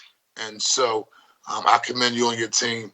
I think I see Yasir, who stepped up to the plate, who's also on the call as well. Yasir, you have any comments that you would like to make? I don't know where y'all left off at, but I heard a little bit what you were saying. I feel like as like organization or higher people, or people have more influence or power, we could, or y'all could, like, you just gotta make an example, because as I stated at the last soiree, we were like, they're not here to listen. We're talking about it, and we see what's going on, and we know what we need to do as a whole and as a community, especially as colored people. We need to come together. And what I mean by that is, like, this set example. We could, we are a product, our environment. So what I mean by that is, the young kids, as I just was walking down the block now, I just seen 11, they 12, 13. They out there selling crack. Literally, I just was talking to his name Makai, literally just now as I came into the building. So I feel like we need to be their angels. Not necessarily like that. We need to pull them in. We need to grab them. They need to hear our voice. We need to know that it's something better than just this. Oh, you can get a 9-to-5 and you can make this money. You don't have to sit on a corner all day where you could die and you have to have a weapon. You know what I'm saying? So I really felt it's a lot to say. Like, I wish we had a way where we could just pull these young men and women in too, because it's the women too. It's not just the males. But as a whole, because we are made. The system made for us to fail anyway. It's made for us to fail. So we need people like y'all with knowledge to help us and pull us in. You get what I'm saying? Before it's too late, before it's over. Because pandemic, we going through a pandemic ourselves as a whole. You know what I'm saying? And it's really hard. I know it's hard because it's a lot of talking, but we have to put initiative. We have to. The YMCA, for example. I've been here my whole life, so it always took me out of trouble. Anything I need to take off my mind. Also, when the YMCA went away, I got into a lot of trouble. I had nowhere to go. So, literally, in West Philadelphia, we have the Powell Center and a YMCA. That's not open on 63rd and right there on 63rd. We only have here. I feel like we should do more events, more advertisement to pull these kids in. And you have to have a membership to get in here. So we should do like some type of like free event for people to come. You know what I'm saying? You know how we do a jacket drive. I've been doing a jacket drive and volunteering my whole life. We need to do some more than just a winter jacket drive. You know what I'm saying? So we could do basketball events, summer events. We could go, get a bus, get a big bus. Take 30 kids or whatever, but I'm sorry for being late, guys. I had a responsibility. I can sit here and talk all day to y'all and create ideas, and I got the goosebumps. You know what I'm saying? It's my first time meeting y'all, so I just hope for many more things, and I hope we can make a change sooner than later. Thank you, guys, though. That's it. Listen, thank you for taking time out of your schedule. I'm sorry, guys. It's my fault. I'm so mad. No, it's cool, but we thank you still for stepping up to the plate and participating, lending your voice to this conversation. At the end of the day, it's about you. I want you to know that. I haven't had to meet you personally, but at the end of the day, we're having this hearing because it's about you. It's about saving our young people. It's about giving y'all an opportunity. It's about stopping the gun violence. It's about changing the direction of our community when it comes to the senseless gun violence that we're seeing day in and day out. And that doesn't happen if you're not at the table. I'm not talking as a politician. I'm talking as a black man who's been working on this issue for all my life. That's what it's about. If you're not at the table, then all the work that we're doing is for naught. So we thank you for saying, you know what, let me come and lend my voice to this conversation, because a lot of times we talk at you as opposed to not with you. And if you're at the table, then we're not making that connection. So I do want to thank you and commend you on your efforts. Appreciate y'all. Thank you. Thank you. Any other questions and comments from members of the committee? If not, hearing none, can the clerk please call the next panel? Next, we have Daphne Hanford, and followed is Donna Perkins. Hi, good afternoon. Hey, Daphne, how are you? I'm good. Boy, Yasir is really a hard act to follow, but I'll do my best here. Yes. Wonderful, wonderful comments from him. Really puts everything that we've done so far this afternoon in perspective. Good afternoon. My name is Daphne Hanford, and I'm a volunteer for Moms Demand Action for Gun Sense in America. Thank you, Chairman Johnson and the council members, for this opportunity to speak today on this proposed resolution. This is my first time speaking at the city council meeting. I live in the East Falls neighborhood 26 years, and I've been a resident of Philadelphia since the 1980s. Today, I'm providing you some additional data about mental health and suicide, which is a much less publicized aspect of gun violence in our city and our country. Firearms are the leading cause of death for children and teens ages 1 to 19 years old in the United States and Pennsylvania. From 2019 to 2020, the firearm suicide rate among young people ages 10 to 24 increased 15%. And for adolescents ages 10 to 14, the firearm suicide rate in 2020 was the highest reported by the CDC. This is a staggering 31% increase in suicides for young teens over the year 2019.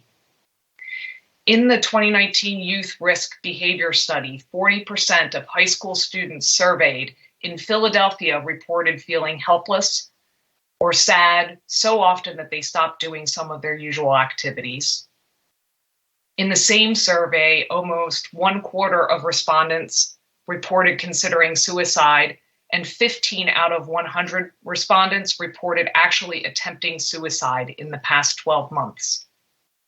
Estimates indicate that 5.4 million American children live in households with at least one unlocked and loaded firearm.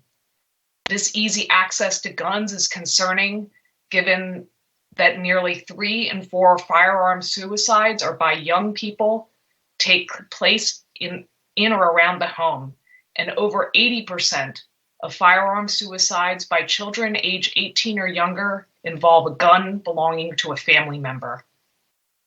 One last data point specific to our city: 15% of the Philadelphia respondents to the Pennsylvania Youth Survey reported that it was very easy or sort of easy to get a handgun. Volunteers from Moms Demand Action and Everytown for Gun Safety run a program called Be Smart for Kids, which provides education on gun safety to the community. SMART is an acronym to talk about several aspects of gun safety that we want adults to be aware of. S stands for secure all guns in your home and vehicles. M is model responsible behavior around guns. A is for ask about the presence of unsecured guns in other homes that your children go to. R is for recognize the role of guns in suicide. And T is tell your peers to be smart. You can find more information at the website besmartforkids.org. Moms Demand Action will have a table at the auto show over the next 2 weekends where we will hand out gun safety information, including gun locks, to our neighbors. Our members are available to table at any of the events that council members are having and sponsoring around the city.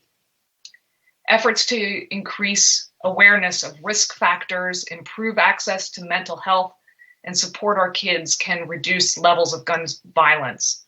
This is such a complex issue, and I'm glad to hear from the council people, Johnson and Gim, that you are thinking about the long game here, because it really is a decades-long game that we all are playing. I support Resolution 211-026 to hold hearings to dive deeper into the role of mental health in the ongoing epidemic of gun violence in our city. Thank you for this opportunity to testify. Thank you very much for your testimony. Thank you very much for being on the front line and addressing this critically and important issue. Any questions or comments from members of the committee? My only comment is to your Moms Demand Action team, just let them know that Councilman Kenyatta Johnson appreciates their efforts for being on the front line addressing this issue, and the work that y'all have done on the state level with Ceasefire, as well as working with Ms. Dorothy Johnson Spike with Mothers in Charge. And so keep up the good work. Yes, we try to get all those organizations coordinated and go it together. Yes, thank you. Will the clerk please call the next panelist? And our final panelist today are on the team meeting is Donna Perkins. If you are, you can unmute and begin your testimony. Oh, I apologize. Donna is with Moms Demand Action, and she had a pickup that she needed to do, so she won't be here. Thank you. Thank you. If there is no other questions or comments from members of the committee, this concludes the special committee on gun violence hearing on youth mental health, trauma, and gun violence. I want to thank all of my colleagues for taking time out of your schedule and being a part of this hearing. I also want to thank all of the panelists and witnesses for taking time out of their schedule and participating in this hearing, and also thank my staff, Brett and Joe Shu, for organizing this hearing. Thank you very much, and everyone have an awesome day.